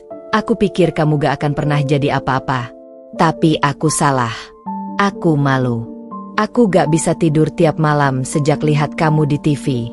Tolong, biar aku cuci mobil karyawan pun tak apa. Aku berdiri, menghadapnya dari atas. Kamu tahu bedanya aku sekarang dan dulu? Tanyaku dingin. Dia menggeleng pelan. Dulu aku minta-minta padamu. Sekarang, kamu yang memohon padaku. Tapi bedanya, aku punya hati yang lebih tegas. Aku tidak akan menolong orang yang menertawakanku saat aku terjatuh. Karena buatku, orang seperti kamu bukan cuma kesalahan, tapi racun. Dia terisak. Alia, tolong. Aku menunduk sedikit, lalu berbisik dengan tajam. Kalau kamu butuh kerja, cari di tempat lain. Di sini, aku tidak menerima penghina masa lalu yang hanya datang saat lapar dan gagal. Kau hina aku sebagai babu. Sekarang kau tak pantas membersihkan debu di sepatuku sekalipun. Aku berbalik, melangkah tegas keluar dari ruangan, membiarkan dia meratap sendiri di balik ruang meeting dingin itu. Para staf yang melihat langsung menyambutku dengan anggukan kagum. Dan aku tahu, hari ini, satu pintu masa lalu telah resmi kututup selamanya. Dan untuk Reno, mulai hari ini, kau tidak hanya kehilangan pekerjaan dan harga diri, tapi juga kehilangan satu-satunya orang yang pernah tulus mengasihimu meski kau miskin dan tak punya apa-apa. Aku pikir setelah Reno datang meratap seperti pecundang, tak akan ada lagi wajah masa lalu yang berani menampakkan dirinya di hadapanku. Tapi ternyata aku salah besar. Hari itu, kantor pusatku tengah bersiap menyambut investor asing dari Jepang dan Korea. Kami mengadakan seminar tertutup di ballroom Hotel Bintang 5 yang sudah dipesan sejak sebulan lalu. Semua staf tampak rapi, segala perangkat presentasi disiapkan, dan aku sendiri mengenakan dress hitam ramping berkerah tinggi, elegan dan tegas. Namun tepat pukul 8.32 pagi, 10 menit sebelum aku naik panggung untuk membuka acara, resepsionis hotel datang dengan tergopoh-gopoh ke ruang ganti VIP. Bu Alia, maaf sekali, ada 2 tamu. Mereka mengaku sebagai ibu mertua dan adik ipar ibu. Aku membeku sesaat. Suasana tegang merambat dari ujung kaki hingga kepala. Sejenak aku menarik napas panjang. Lalu kutatap manajer eventku yang berdiri di sampingku. Siapkan ruangan VVIP C. Aku akan menemui mereka di sana. Pasang hidden cam. Pastikan investor belum turun dari kamar. Tak lama, aku memasuki ruangan yang dimaksud. Di dalam, duduk 2 sosok yang tak akan pernah kulupa seumur hidupku. Ibu mertuaku yang dulu menyiramku dengan air cucian beras saat aku hamil muda, dan adik iparku yang pernah menyembunyikan makanan saat aku tak makan 3 hari berturut-turut. Mereka menatapku dengan sorot mata memelas. Ya, mereka, yang dulu angkuh dan sombong, kini tampak seperti pengemis yang kehilangan arah hidup. Alia, Kamu cantik sekali sekarang ya, sapa mertuaku dengan suara dibuat lembut. Kamu kelihatan seperti wanita sukses. Ibu senang lihat kamu berubah. Aku menahan tawa. Langsung saja, Bu. Mau apa kesini? Adik iparku mulai bicara. Kak, rumah yang dulu kakak tempati sama Mas Reno, sekarang mau disita bank. Kami butuh uang pelunasan, 200 juta. Kami pikir mungkin kakak bisa bantu. Anggap saja sedekah. Untuk amal. Aku menatap mereka tajam. Lalu menyalakan laptop yang sudah kusiapkan. Proyektor menampilkan slide PowerPoint di layar besar ruangan. Slide pertama, judul besar, Dosamu Padaku, sebuah pertanggungjawaban yang lupa kau hapus. Mereka terkejut. Slide kedua, foto mertuaku menyiramku dengan air comberan. Slide ketiga, rekaman suara adik iparku tertawa saat aku mengeluh sakit perut saat hamil. Biarlah bayi babu ini lahir cacat, cocok. Mereka mulai panik. Alia, jangan buka ini, malu. Aku tersenyum dingin. Slide keempat hingga ke-8, berisi screenshot chat lama, berisi caci maki mereka padaku, panggilan, babu, pelacur, banci gak tahu malu, dan wanita kere yang pantasnya tinggal di kandang sapi. Aku memandang mereka tanpa berkedip. Kalian datang ke tempatku, mengemis pada orang yang dulu kalian siksa, hina, dan hancurkan. Kalian pikir aku akan luluh? Tiba-tiba, pintu ruangan terbuka. Para investor masuk lebih cepat dari jadwal. Manajer eventku salah waktu. Namun aku tetap tenang. Kalian bisa duduk. Ini bagian dari presentasi saya, kataku pada para tamu Jepang dan Korea itu. Mertuaku dan adik iparku makin gemetar. Wajah mereka pucat pasi. Slide terakhir muncul. Kesimpulan, saya tak akan memberi sekeping rupiah pun untuk orang yang menjadikan saya seperti binatang.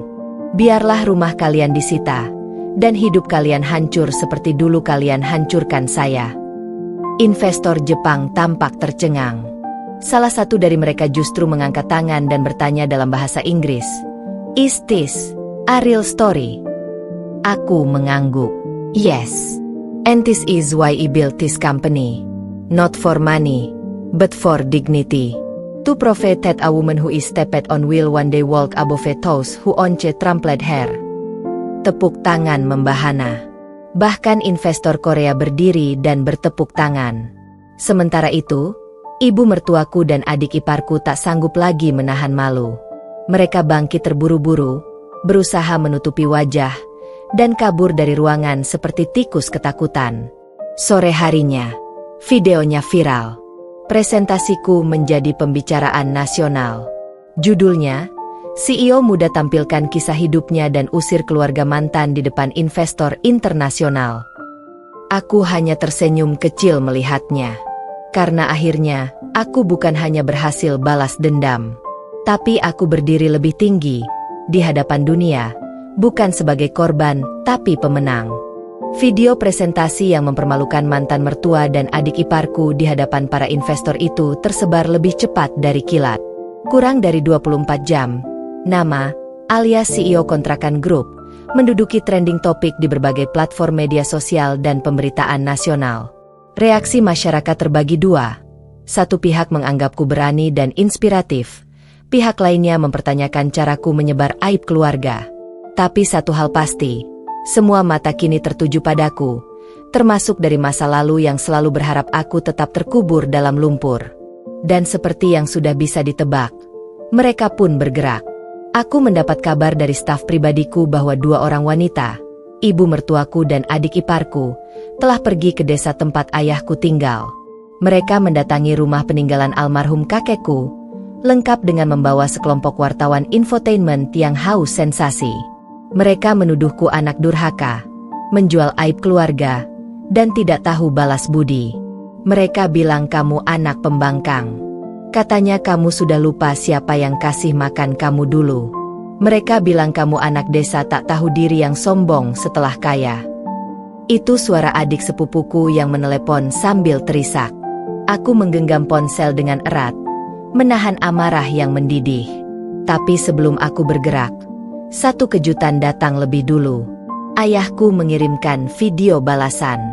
Aku buka videonya di ruang rapat direksi. Semua manajer yang sedang menunggu instruksiku mendadak ikut menyimak layar. Dan yang kulihat membuat mataku panas.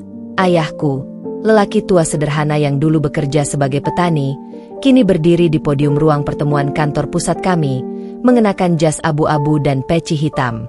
Ia sedang diwawancarai oleh wartawan dan juru kamera.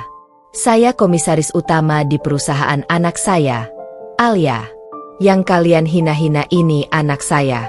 Saya tahu siapa yang menyiksanya, siapa yang memperlakukannya seperti hewan di rumah mertua.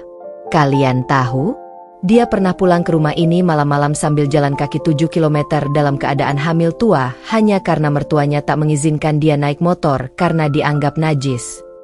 Wartawan terdiam. Ibu mertuaku yang semula ingin berteriak langsung terbungkam, dan adik iparku hanya bisa memeluk tasnya erat-erat.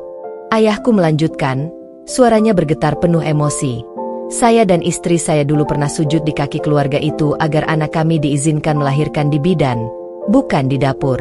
Tapi mereka bilang, biar aja dia melahirkan kayak kucing, toh hidupnya kayak babu. Mataku berlinang saat melihat sorot mata ayahku. Bangga, tapi juga penuh luka yang tak pernah terobati. Lalu ayah menatap kamera. Tajam. Kalau hari ini anak saya membalas semua perlakuan mereka, itu bukan karena dendam. Itu karena harga diri. Karena kalian lupa satu hal. Anak desa yang kalian anggap sampah, suatu hari bisa berdiri di atas menara kemuliaan yang tak bisa kalian panjat meski dengan tangga emas. Seketika itu juga, para wartawan membalik kamera. Mereka kini mengerubungi ibu mertuaku dan adik iparku yang tampak salah tingkah. Benar, Bu? Ibu pernah menyuruh dia melahirkan di dapur. Benar, Nona? Anda pernah menertawakan kehamilan dia dan menyembunyikan makanannya. Mereka tak bisa menjawab. Muka mereka merah padam, suara terbata. Dan saat seorang wartawan perempuan bertanya, kalau benar kalian dulu memperlakukannya seperti itu, bukankah kalian yang harusnya minta maaf di depan kamera, bukan menuduh anaknya durhaka? Boom! Kabar itu menyebar. Video pembelaan ayahku menjadi viral dalam hitungan jam. Publik kini berpihak padaku. Mereka menulis komentar penuh empati. Seorang ayah luar biasa. Kini kita tahu kenapa Alia bisa sehebat ini. Respect untuk Pak Ayah. Kamu pahlawan sebenarnya. Semoga semua mertua dan ipar di luar sana belajar dari aib ini. Sore harinya, aku terbang ke desa. Kupeluk ayahku erat-erat saat turun dari mobil. Ia menepuk bahuku, pelan berkata, "Sudah, Le, kau telah buktikan semuanya. Tak perlu lagi kau angkat pedang. Mereka sudah jatuh oleh senjatanya sendiri. Tapi aku tahu, ini belum selesai. Karena dendam yang sudah bertahun-tahun mengendap tak cukup dibayar dengan permaluan di media. Aku ingin mereka merasakan bagaimana rasanya menjadi seonggok debu di dunia yang pernah mereka kuasai." Hari itu akhirnya tiba. Setelah proses hukum dan audit menyeluruh yang kutugaskan melalui tim legal serta Departemen Investigasi Internal Perusahaan, semua kecurangan yang dilakukan mantan suamiku, ibunya, dan adik iparnya saat menjual aset atas namaku untuk kepentingan pribadi, terbukti. Mereka mencuri surat-surat berharga, menjual tanah warisan ibuku, dan memalsukan tanda tanganku untuk menjaminkan sertifikat tanahku ke rentenir. Semuanya dilakukan saat aku masih bergelar babu di rumah mertua. Tapi saat ini, aku bukan lagi perempuan yang menggenggam sapu dan lem, melainkan pemilik sah dari semua data, bukti, dan kekuatan hukum. Aku berdiri di depan gedung pengadilan bersama pengacara dan beberapa staf kantor hukum ternama. Hari ini, rumah yang dulu menjadi singgasana bagi keluarganya, rumah 2 lantai megah di kawasan elit tempat dulu aku hanya boleh tidur di lantai dapur dengan tikar lusuh, akan dilelang. Rumah itu sudah disita pengadilan akibat hutang yang tak bisa mereka bayar, dan kuajukan permohonan untuk ikut dalam lelang terbuka. Tapi semua peserta lain kuberi kompensasi diam-diam untuk mundur. Aku tidak ingin orang lain yang membelinya. Aku yang harus memilikinya. Bukan karena aku ingin tinggal di sana, tapi karena aku ingin memulangkan luka di tempat yang sama, dengan keadilan yang utuh. Pukul 10 pagi, lelang dimulai. Petugas lelang menyebut harga pembuka. Semua orang diam. Aku mengangkat papan dengan tenang. Pesaing lain hanya sekadar formalitas. Beberapa orang dari perusahaan lelang, 1-2 nama besar. Tapi semua telah kuatur. Aku adalah satu-satunya penawar sesungguhnya hari itu. Tak butuh waktu lama.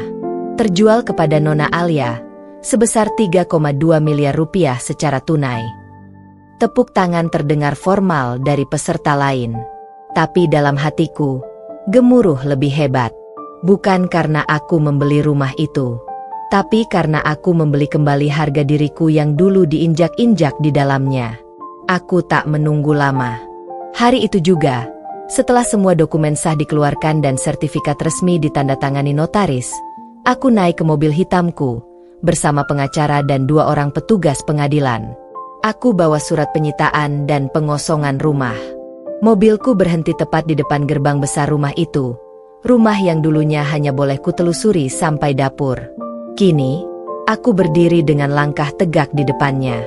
Pintu dibuka oleh adik iparku. Wajahnya pucat. Kak Alia. Suaranya gemetar. Aku tersenyum kecil. Bukan kakakmu. Aku pemilik rumah ini sekarang. Kau cuma penyewa ilegal. Dan aku datang bawa surat pengosongan dari pengadilan. Ia mundur beberapa langkah, lalu berteriak. Ibu, Kak Raka, Alia datang.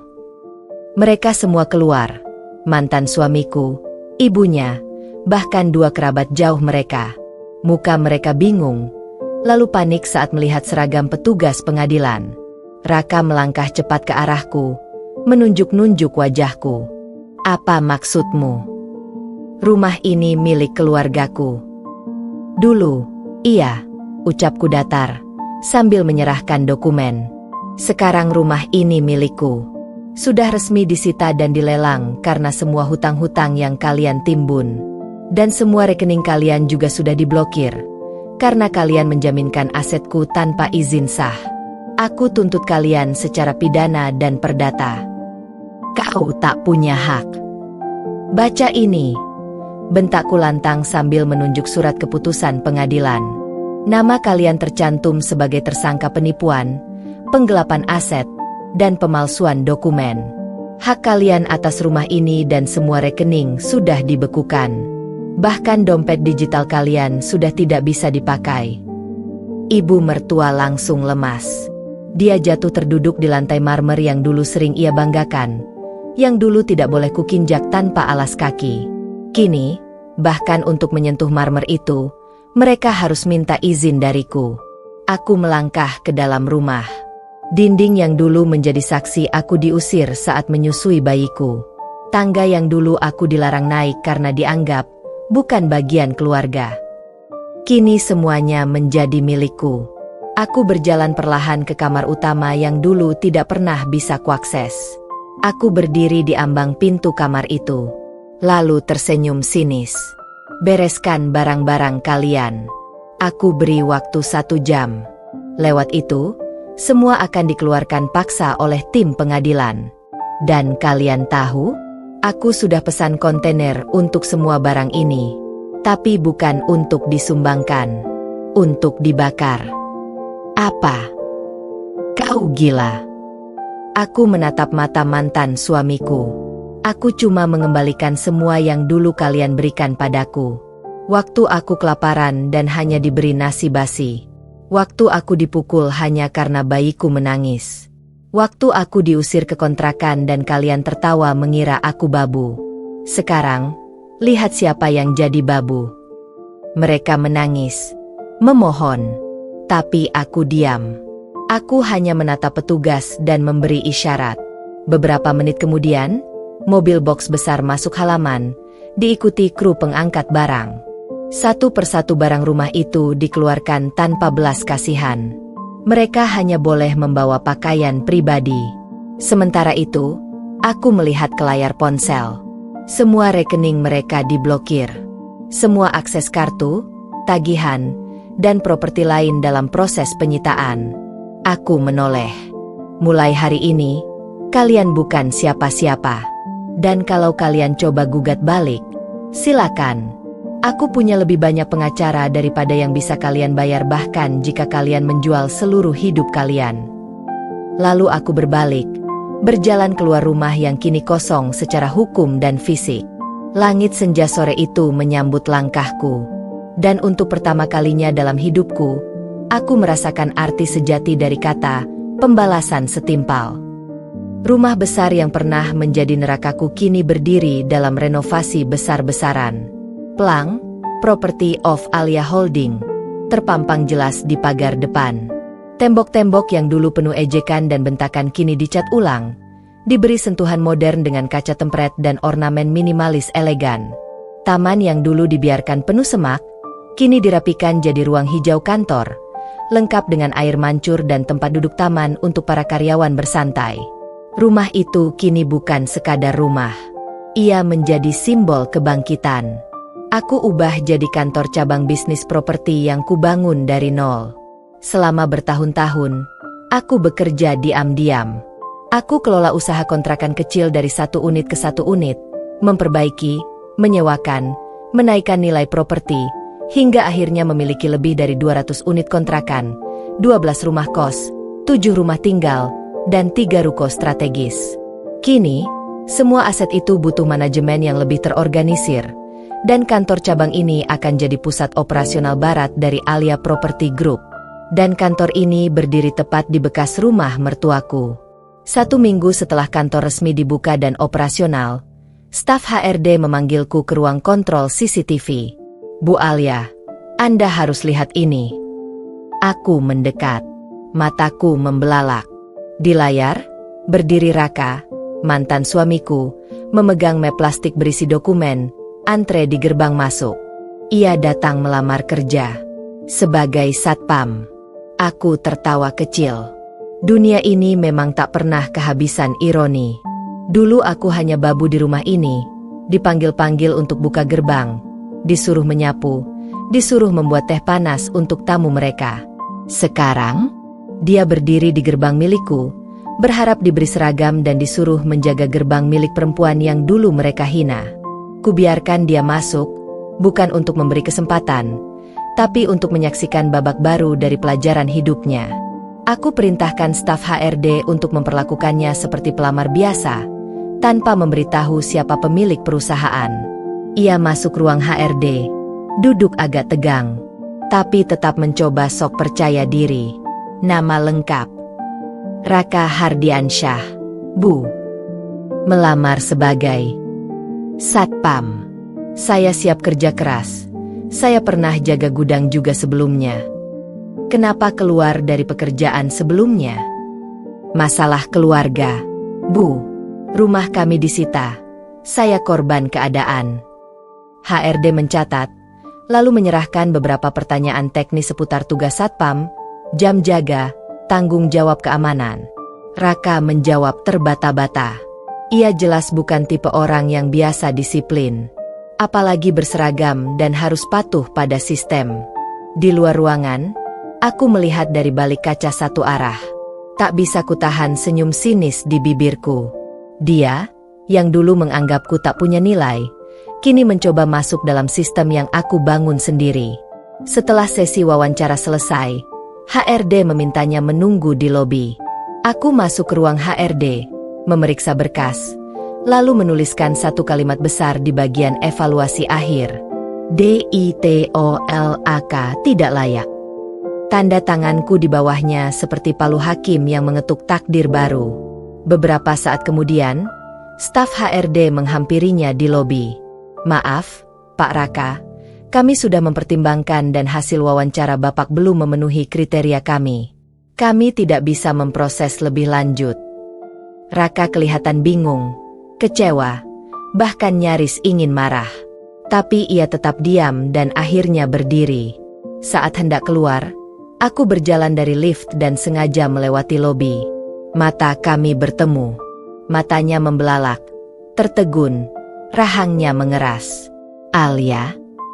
Aku menoleh sejenak, lalu berkata dingin, Anda dilarang berada di area ini tanpa izin.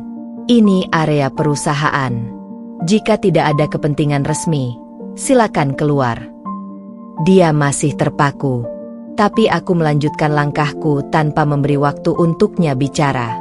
Dia, yang dulu mengejekku tak pantas berdiri sejajar dengannya, kini bahkan tak pantas berdiri di gedung milikku. Beberapa hari kemudian, aku mendapat kabar tambahan dari tim legal. Permintaan Raka untuk mencairkan BPJS Ketenagakerjaan ditolak karena rekeningnya masih diblokir akibat proses hukum yang masih berjalan. Aku hanya mengangguk, lalu menandatangani dokumen perpanjangan blokir aset karena kerugian material dan imaterialku yang mencapai miliaran. Saat semua orang menganggap balas dendam adalah amarah, aku tidak. Balas dendamku adalah peradilan yang dingin. Tidak pakai emosi, tapi dengan tumpukan dokumen sah, stempel hukum, dan prestasi yang kubangun sendiri. Raka mungkin mengira hidupnya akan terus di atas. Tapi dia lupa satu hal. Bumi berputar. Dan saat posisimu paling tinggi, satu-satunya arah yang tersisa adalah jatuh. Dan hari itu, dia jatuh. Di halaman yang dulu dia kuasai. Tapi kini, menjadi milik perempuan yang dulu hanya dia sebut babu kontrakan. Kontrakan lama yang dulu jadi saksi air mataku kini sudah jadi aset bisnis bernilai tinggi. Walau kecil, bangunan itu punya arti sejarah, jadi aku tak pernah menjualnya. Aku renovasi sedikit, tapi tetap kubiarkan tampil sederhana, agar menjadi simbol awal mula perjalananku. Bahkan sengaja kubiarkan papan nama lama bertuliskan, kontrakan Bu Alia bulanan tahunan, tetap tergantung. Meski aku sudah punya puluhan properti besar lainnya. Di mata publik, rumah itu tampak biasa. Tapi di dalamnya, sistem keamanannya sekelas gedung pemerintahan. Aku pasang 6 kamera CCTV tersembunyi, voice recorder otomatis, hingga motion detector dan notifikasi real-time ke ponselku. Aku tahu, suatu saat orang-orang dari masa laluku mungkin akan mencoba menyentuh sisa jejakku. Dan benar saja. Malam itu, ponselku berbunyi. Notifikasi dari sistem keamanan rumah kontrakan, pintu depan dibuka secara paksa pukul 21.47 waktu Indonesia Barat. Aku langsung membuka aplikasi. Kamera depan memperlihatkan 2 bayangan yang menyelinap masuk setelah merusak kunci gerbang. Meski mengenakan hoodie dan masker, aku langsung tahu siapa mereka. Raka dan Tiwi, mantan suamiku dan istri barunya. Aku mengamati dari layar. Mereka berjalan masuk sambil membawa sesuatu, seperti kantong plastik dan beberapa berkas. Mereka berbisik pelan, tapi sistem voice recorder menangkap semuanya. Aku taruh aja sabu ini di bawah karpet dapur. Nanti kita bisa lapor polisi, bilang rumah ini tempat narkoba. Ujar suara perempuan, Tiwi. Bagus. Biar itu perempuan rendahan dihancurin dari properti pertamanya. Gue puas kalau hidupnya nyungsep. Balas suara laki-laki, Raka. Tanganku mengepal. Nafasku sesak. Tapi wajahku dingin. Aku tak akan mengamuk. Aku akan biarkan hukum bicara. Tanpa buang waktu, aku menghubungi Kapolsek setempat. Aku sudah lama menjalin kerja sama keamanan karena banyak propertiku tersebar di kawasan itu. Pak, saya Alia. Ada penyusup di properti saya. Bawa barang bukti narkoba. Niatnya menjerumuskan saya. Saya punya rekaman dan lokasi real time. Bisa kirim tim segera. Siap, Bu. Tim reskrim langsung meluncur sekarang. Tolong jangan lakukan intervensi. Biar kami tangkap tangan. Siap. Kamera semua hidup. Saya kirim live lokationnya. Kurang dari 10 menit, 2 mobil polisi tanpa sirine masuk ke gang kontrakan. Petugas menyelinap cepat lewat sisi belakang dan depan. Aku menonton dari kamera. Raka dan Tiwi masih sibuk menyebar barang-barang haram itu sambil tertawa pelan. Saat mereka berbalik hendak keluar. Berhenti. Polisi. Angkat tangan. Jeritan itu menggelegar dari 2 arah. Raka panik. Tiwi langsung menjatuhkan plastik sabu yang masih di tangannya. Mereka mencoba kabur, tapi sudah dikepung. Teriakan histeris pecah dari mulut Tiwi. Ini jebakan. Ini bukan punya kami. Salah satu polisi menendang tas hitam kecil mereka dan menemukan berbagai jenis narkoba, plastik kosong, jarum, hingga surat palsu yang menyebutkan kontrakan digunakan untuk transaksi gelap. Tapi, semua itu tak ada artinya di hadapan rekaman audio dan video yang sudah terekam utuh dari detik pertama mereka masuk. Bu Alia, kami tangkap mereka dan amankan semua barang bukti. Besok bisa ke Polsek untuk penandatanganan laporan. Rekaman CCTV dan voice recorder akan kami tarik sebagai bukti tambahan. Aku mengangguk. Tenang, saya akan hadir dengan kuasa hukum. Keesokan paginya, berita sudah menyebar. Headline media lokal dan portal properti menulis besar-besar. Mantan suami pengusaha properti diringkus karena menjebak mantan istri dengan barang terlarang terekam jelas dari kamera rahasia. Netizen langsung membanjiri kolom komentar. Dasar jahat banget. Mantan nyari cara kotor buat ngejatuhin perempuan yang udah sukses. Karma real time. Dulu hina mantan istrinya, sekarang malah masuk penjara bareng istri barunya. Salut sama Bu Alia. Nggak cuma kuat bangkit, tapi juga cerdas dan punya sistem. Queen bener. Aku hanya membaca komentar-komentar itu dari kantorku yang dingin dan mewah. Sambil menyeruput kopi, aku berkata dalam hati, kalian pikir aku akan selamanya jadi babu kontrakan? Sekarang, bahkan kalian tak bisa menyentuh gagang pintu kontrakanku tanpa masuk penjara. Kini, nama Alia tak lagi dikenal sebagai perempuan dari gang kecil itu, tapi sebagai bos properti tangguh yang menumbangkan masa lalunya dengan bukti, keberanian, dan kejernihan kepala. Dan Raka, Tiwi, mereka tinggal sejarah dalam catatan pidana dan arsip berita yang bisa dibaca siapa saja. Tak ada yang lebih melegakan daripada melihat orang-orang yang dulu menatapmu seolah kau tak ada nilainya, kini membungkuk dengan penuh penyesalan di hadapanmu. Itulah yang kurasakan hari ini, ketika ruangan interview di kantor pusat perusahaanku dipenuhi wajah-wajah yang familiar, terlalu familiar. Aku duduk di balik meja besar berukir logo perusahaanku sendiri, Aliara Property Group, mengenakan blazer navy dan blus putih bersih yang mencolok dari pencahayaan interior modern. Latar belakangku berisi rak penghargaan, foto-foto saat aku meresmikan properti, dan piagam kerjasama dari institusi besar, termasuk Kementerian Perumahan dan Dinas Tata Kota. Asistanku masuk, menyerahkan berkas satu persatu. Bu, ini data para pelamar. Beberapa dari mereka sepertinya ibu kenal. Aku mengangkat alis. Mataku langsung membeku ketika membaca nama-nama itu. Dian Kusuma, mantan tetangga kontrakan yang dulu rajin menyindir aku sebagai babu pembersih toilet. Rizky Hidayat, mantan ipar, adik Raka, yang dulu sering menyeringai mengejek saat aku antar jemput anak sambil bawa sapu dan kantong belanja. Herlina Ratnasari, sepupu Raka yang pernah menyebarkan gosip bahwa aku menjual diri karena tak punya uang beli beras. Semua mereka kini duduk di ruang tunggu perusahaanku, mengenakan baju rapi, menggenggam CV dengan tangan berkeringat, berharap bisa menjadi bagian dari kerajaan yang dulu mereka anggap sebagai ilusi seorang perempuan rendahan.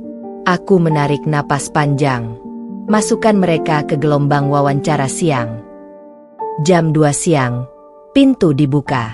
Aku tetap duduk di kursi CEO, tanpa menyembunyikan identitasku. Mereka masuk satu persatu, dan ekspresi wajah mereka saat melihatku duduk di sana, tak ternilai harganya. Dian bahkan terhuyung, nyaris menjatuhkan tasnya. Rizky menunduk dalam-dalam, tak berani menatap mataku. Herlina menggigit bibir sambil berusaha memasang senyum yang lebih mirip grimace daripada keramahan. Aku membuka berkas. Selamat siang. Silakan duduk. Saya akan mewawancarai kalian langsung sebagai pemilik perusahaan. Tak ada yang menyangka. Tak ada yang bisa berkata-kata. Mereka hanya duduk kaku, seperti 3 boneka porselen yang takut jatuh. Aku menatap tajam ke arah Herlina. Di CV ini kamu menulis punya pengalaman marketing, ya? Tapi yang saya ingat, Kamu pernah bilang saya jual rumah itu karena saya kepepet bayar utang bulanan dan kamu bilang kalau saya wanita gak tahu malu. Masih ingat? Wajah Herlina memucat. Maaf, waktu itu saya hanya gak tahu, saya gak bermaksud. Aku mengangkat tangan, menghentikan. Kamu, Rizky, katamu kontrakan itu sarang penyakit? Sekarang kamu melamar jadi staf legal perusahaan yang membangun dan mengelola 1.200 unit kontrakan aktif. Rizky menunduk makin dalam. Saya hanya butuh pekerjaan, Mbak. Dan kamu, Dian, dulu kamu bilang saya gak pantas punya mimpi. Katamu, babu gak usah mimpi punya bisnis, nanti stres dan mati. Tapi sekarang kamu tulis motivasi kerja ingin belajar dari CEO inspiratif. Kamu gak malu? Dian menangis pelan. Saya salah, Alia. Saya iri waktu itu. Saya gak tahu kamu bakal setangguh ini. Aku menghela napas. Lama, dalam, tegas. Dulu kalian hanya lihat sisi luar saya. Kalian pikir karena saya tinggal di kontrakan, bersihin rumah orang, maka saya tak pantas dihargai. Tapi kalian lupa, saya bukan cermin murahan yang bisa kalian retak-retakan dengan hinaan. Saya kaca tebal, yang saat kalian lempar batu, justru memantulkan balik ke wajah kalian. Mereka terdiam. Tangisan Herlina makin keras. Rizky mulai memohon. Tolong, Alia, aku punya anak, butuh kerja. Gajinya nggak usah besar, asalkan ada pemasukan. Hatiku nyeri, bukan karena iba, tapi karena aku sadar, mereka bukan menyesal karena perbuatannya, tapi karena sekarang mereka butuh aku. Aku tidak akan membalas kalian dengan kebencian, tapi aku juga tak akan menurunkan standar untuk membalas masa lalu. Maaf, perusahaan kami hanya menerima orang yang punya integritas dan niat murni. Kalian boleh kirim lamaran lagi tahun depan, kalau memang niat berubah. Aku berdiri, merapikan berkas. Terima kasih sudah datang. Silakan keluar lewat pintu kiri. HRD akan memberikan surat penolakan. Mereka berdiri lemas. Wajah yang dulu pernah menertawaiku kini penuh debu penyesalan. Mereka menunduk hingga pintu tertutup di belakang mereka. Aku memandang keluar jendela. Di luar sana, dunia terus bergerak, dan aku telah menjauh-jauh dari mereka yang pernah menjatuhkan. Satu hal yang kupelajari, kita tak perlu membalas dendam dengan pisau, cukup buktikan bahwa kita bisa berdiri lebih tinggi dari mereka yang pernah menindas. Dan ketika mereka menjilat ludahnya sendiri, kita cukup menyaksikan, tanpa perlu balas menginjak. Karena kemenangan sejati adalah ketika mereka datang dengan tangan kosong, dan kita sudah tak butuh validasi mereka lagi. Di tengah rutinitas kantorku yang makin padat karena ekspansi cabang keempat, sebuah email masuk dengan subjek yang membuatku terdiam beberapa detik. Undangan eksklusif, talkshow nasional, langkah perempuan hebat, narasumber utama, Alia R. Santoso. Aku membaca ulang email itu berkali-kali. Masih sulit dipercaya. Acara yang selama ini hanya kuikuti diam-diam dari layar kaca, kini mengundangku untuk hadir bukan sebagai penonton, bukan sebagai penanya di segmen akhir, tapi sebagai tokoh utama yang kisahnya akan dibedah secara nasional. Setelah memastikan itu benar, aku menutup laptop perlahan. Aku terdiam, lalu menatap langit-langit ruangan CEO yang dulunya hanya ada dalam mimpiku. Aku mengingat kembali setiap malam saat dulu aku mencuci piring di rumah orang, membawa anakku pulang sambil menahan lapar, menangis diam-diam di kontrakan sempit karena dihina sebagai babu, karena mantan suami dan keluarganya menganggapku kotor, rendahan, tak pantas punya mimpi. Kini, seluruh negeri akan mendengar kisahku. Hari itu pun tiba. Di studionya, lampu menyala terang. Background digital memunculkan tulisan besar. Langkah perempuan hebat. Dari babu kontrakan menjadi ratu properti nasional. Namaku tertera besar di bawahnya. Kamera, kru, asisten produser, host terkenal negeri ini, semua bersiap menyambutku. Aku mengenakan setelan putih tulang, dengan kerudung satin abu muda, tampilan sederhana tapi elegan. Tidak berlebihan, tapi tegas. Tidak norak, tapi menohok. Aku duduk di kursi narasumber. Saat kamera mulai merekam, sang host membuka acara dengan senyum semangat. Pemirsa, hari ini kita akan bertemu dengan sosok yang kisahnya sempat viral di media sosial. Mantan ibu rumah tangga korban penindasan keluarga suami, dituduh babu kontrakan, diremehkan, dihina. Tapi lihatlah dia sekarang. Bos dari salah satu grup properti paling progresif di Indonesia, Alia R. Santoso. Tepuk tangan penonton menggema. Aku menahan emosi. Bukan karena terharu semata, tapi karena aku tahu, setiap langkahku menuju studio ini dibangun dengan darah, air mata, luka, dan tekad yang tak pernah padam. Pertanyaan pun mengalir deras. Bagaimana awal mula Ibu Alia memulai bisnis kontrakan? Apa yang membuat ibu bangkit setelah dihina sebagai babu? Apa reaksi mantan suami ibu saat tahu siapa ibu sekarang? Aku jawab satu persatu dengan tenang, lugas, dan tetap anggun. Tapi di dalam diriku, aku tahu setiap kalimat itu seperti cambuk pengingat. Aku pernah berada di titik terendah, dan aku tak boleh sombong meski kini berdiri di puncak. Aku ceritakan bagaimana aku ditinggal mantan suami saat kondisi ekonomi terpuruk. Bagaimana istrinya mengejekku saat mereka bertemu denganku di kontrakan tempat aku mengelola unit, dan mereka pikir aku masih babu. Aku ceritakan bagaimana semua itu justru menjadi bahan bakarku. Saat aku selesai menjawab satu pertanyaan yang paling menyayat, apa yang membuat ibu tak membalas mereka dengan kebencian? Aku hanya menjawab, karena pembalasan terbaik bukan dengan amarah, tapi dengan membuktikan bahwa hinaan mereka tidak benar. Dan kini, mereka tahu itu. Penonton hening. Beberapa mulai terisak. Bahkan sang host mengusap sudut matanya. Lalu layar menampilkan video, foto-foto lamaku saat membawa 2 anak di kontrakan kumuh, menyapu halaman orang, berdiri di lorong rumah petak yang sempit. Kemudian berlanjut ke potongan berita, bos properti dari nol, mantan pembantu kini jadi pengusaha sukses.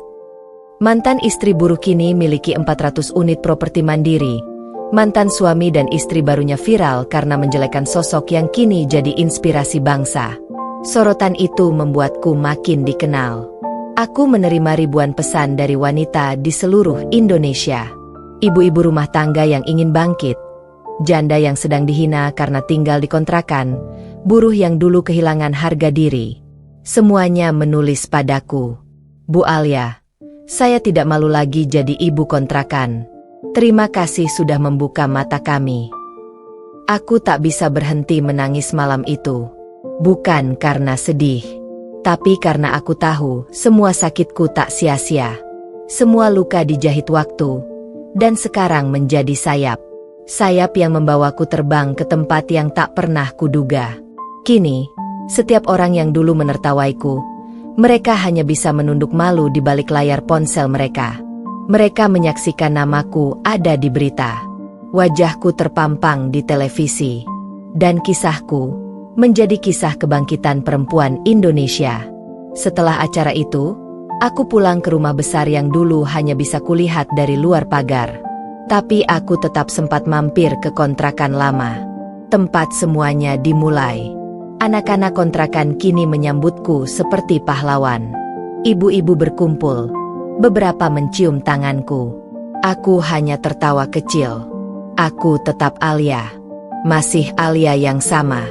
Jangan perlakukan aku seperti Dewi. Aku cuma perempuan yang lelah dihina dan akhirnya memilih bangkit. Dan malam itu, saat kututup pintu rumahku, aku tersenyum sambil melihat ke cermin besar di kamarku. Perempuan di depanku itu bukan hanya survivor, bukan hanya CEO. Dia adalah bukti bahwa penghinaan bisa menjadi tangga, jika kau cukup kuat untuk memanjatnya. Pagi itu, kota kecil tempat kontrakan itu berdiri begitu ramai. Jalanan dipenuhi warga, media lokal, bahkan jurnalis dari media nasional. Hari itu aku, Alia R. Santoso, akan meresmikan peluncuran program Kontrakan Bangkit. Sebuah proyek CSR besar dari perusahaanku yang menyediakan hunian layak, murah, dan bermartabat untuk masyarakat bawah. Dan takdir memainkan peran istimewanya. Lokasi peluncuran dilakukan di tempat semuanya bermula, di gang sempit tempat mantan suamiku dan istri barunya pernah menghina hidupku. Aku berdiri di atas panggung kecil yang dibangun di halaman kontrakan, mengenakan jas krem, celana kulot putih, dan heels nude. Di belakangku, banner besar bertuliskan, "Peresmian proyek kontrakan bangkit" oleh CEO ARS Property Alia R. Santoso. Orang-orang bertepuk tangan. Anak-anak kontrakan bersorak. Para tetangga lama yang dulu sering melihatku mengangkut galon dan keranjang cucian, kini menatapku dengan mata berkaca-kaca. Namun di tengah kerumunan itu, aku melihat dua wajah yang tak pernah kuduga akan hadir di hari sebesar ini. Raka dan Maya, mantan suamiku dan istrinya. Mereka berdiri di barisan belakang, menyelip di antara warga dan tamu undangan. Wajah mereka tegang, pucat, penuh tekanan. Mungkin awalnya mereka datang hanya untuk melihat si mantan babu kontrakan mencoba jadi artis lokal. Tapi ekspresi mereka berubah total saat melihat wajahku terpampang di spanduk. Namaku disebut sebagai pemilik resmi proyek, dan saat mereka menyadari seluruh kontrakan ini, tempat mereka menginap, adalah milikku. Aku melanjutkan pidato sambil menahan getar emosiku. Tempat ini dulu jadi saksi penderitaan yang luar biasa dalam hidup saya. Dulu saya dicaci, dianggap babu, dicampakan, bahkan ditertawakan karena tinggal di kontrakan ini. Tapi saya tidak membiarkan luka itu membunuh harga diri saya. Justru saya menjadikannya bahan bakar. Saya bangkit. Dan hari ini, saya berdiri di tempat yang sama, bukan sebagai korban, tapi sebagai pemilik. Pemilik seluruh lahan ini, pemilik bisnis ini, dan pemilik takdir saya sendiri. Gemuruh tepuk tangan meledak. Media memotret dari segala arah. Kamera merekam dengan intens. Dan mulai hari ini, seluruh blok kontrakan ini akan direnovasi secara gratis. Biaya listrik akan digratiskan selama 1 tahun. Ibu-ibu akan mendapatkan pelatihan bisnis, dan anak-anak sekolah gratis dengan beasiswa dari ARS Foundation.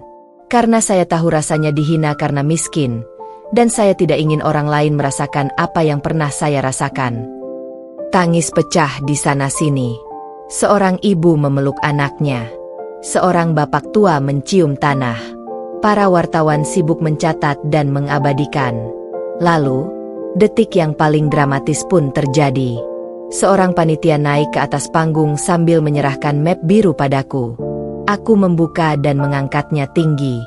Dokumen legal ini menyatakan bahwa seluruh kontrakan ini resmi milik saya. Tidak hanya bangunannya, tapi tanah, akses, dan seluruh pengelolaan administratifnya berada di bawah kendali saya. Semua berteriak, "Hidup Bu Alia, pemilik sah kontrakan. Dulu dibuang, sekarang jadi ratu." Mataku langsung menatap ke arah Raka dan Maya. Di tengah sorak-sorai itu, semua kamera secara refleks ikut menyorot mereka yang kini tampak panik. Maya menggenggam lengan Raka, mencoba mundur. Tapi sudah terlambat. Beberapa warga mengenali wajah mereka, lalu terdengar teriakan. "Itu tuh, dulu mereka yang bilang Bu Alia babu kontrakan. Bukannya mereka yang pernah nginjek-injek harga diri Bu Alia? Masya Allah, karma datangnya cepat ya." Raka dan Maya terpaku, seperti patung hidup. Maya berusaha melengos, tapi sorotan kamera, mikrofon wartawan, dan bisik-bisik warga membuat mereka seperti lumpuh. Dan aku, dengan langkah pelan, turun dari panggung dan berjalan langsung ke arah mereka. Jalanan membelah untukku seperti lautan, memberi ruang pada konfrontasi yang tak terelakkan. Aku berdiri di hadapan mereka. Tak ada amarah di wajahku, hanya ketegasan. "Oh, kalian masih di sini rupanya. Selamat datang kembali di tempat yang dulu kalian hina. Tapi kali ini, jangan lupa, sebelum masuk kontrakan, pastikan kalian lapor ke manajemen dulu. Karena pemiliknya sekarang aku." Maya tercekat. Raka membeku. Mulutnya terbuka tutup seperti ikan kehabisan oksigen. Semua orang menyaksikan. Kamera merekam. Tidak ada satupun kata bisa keluar dari mereka. Kalau kalian mau tinggal lebih lama, silakan. Tapi sekarang, bayar sewanya sesuai tarif pemilik. Tak ada lagi gratisan seperti dulu. Raka menunduk. Maya memerah, lalu menangis.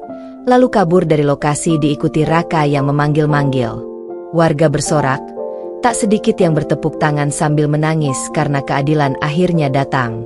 Dan aku berdiri di sana, tak bergerak, menatap langit biru yang dulu pernah kulewati sambil menahan air mata.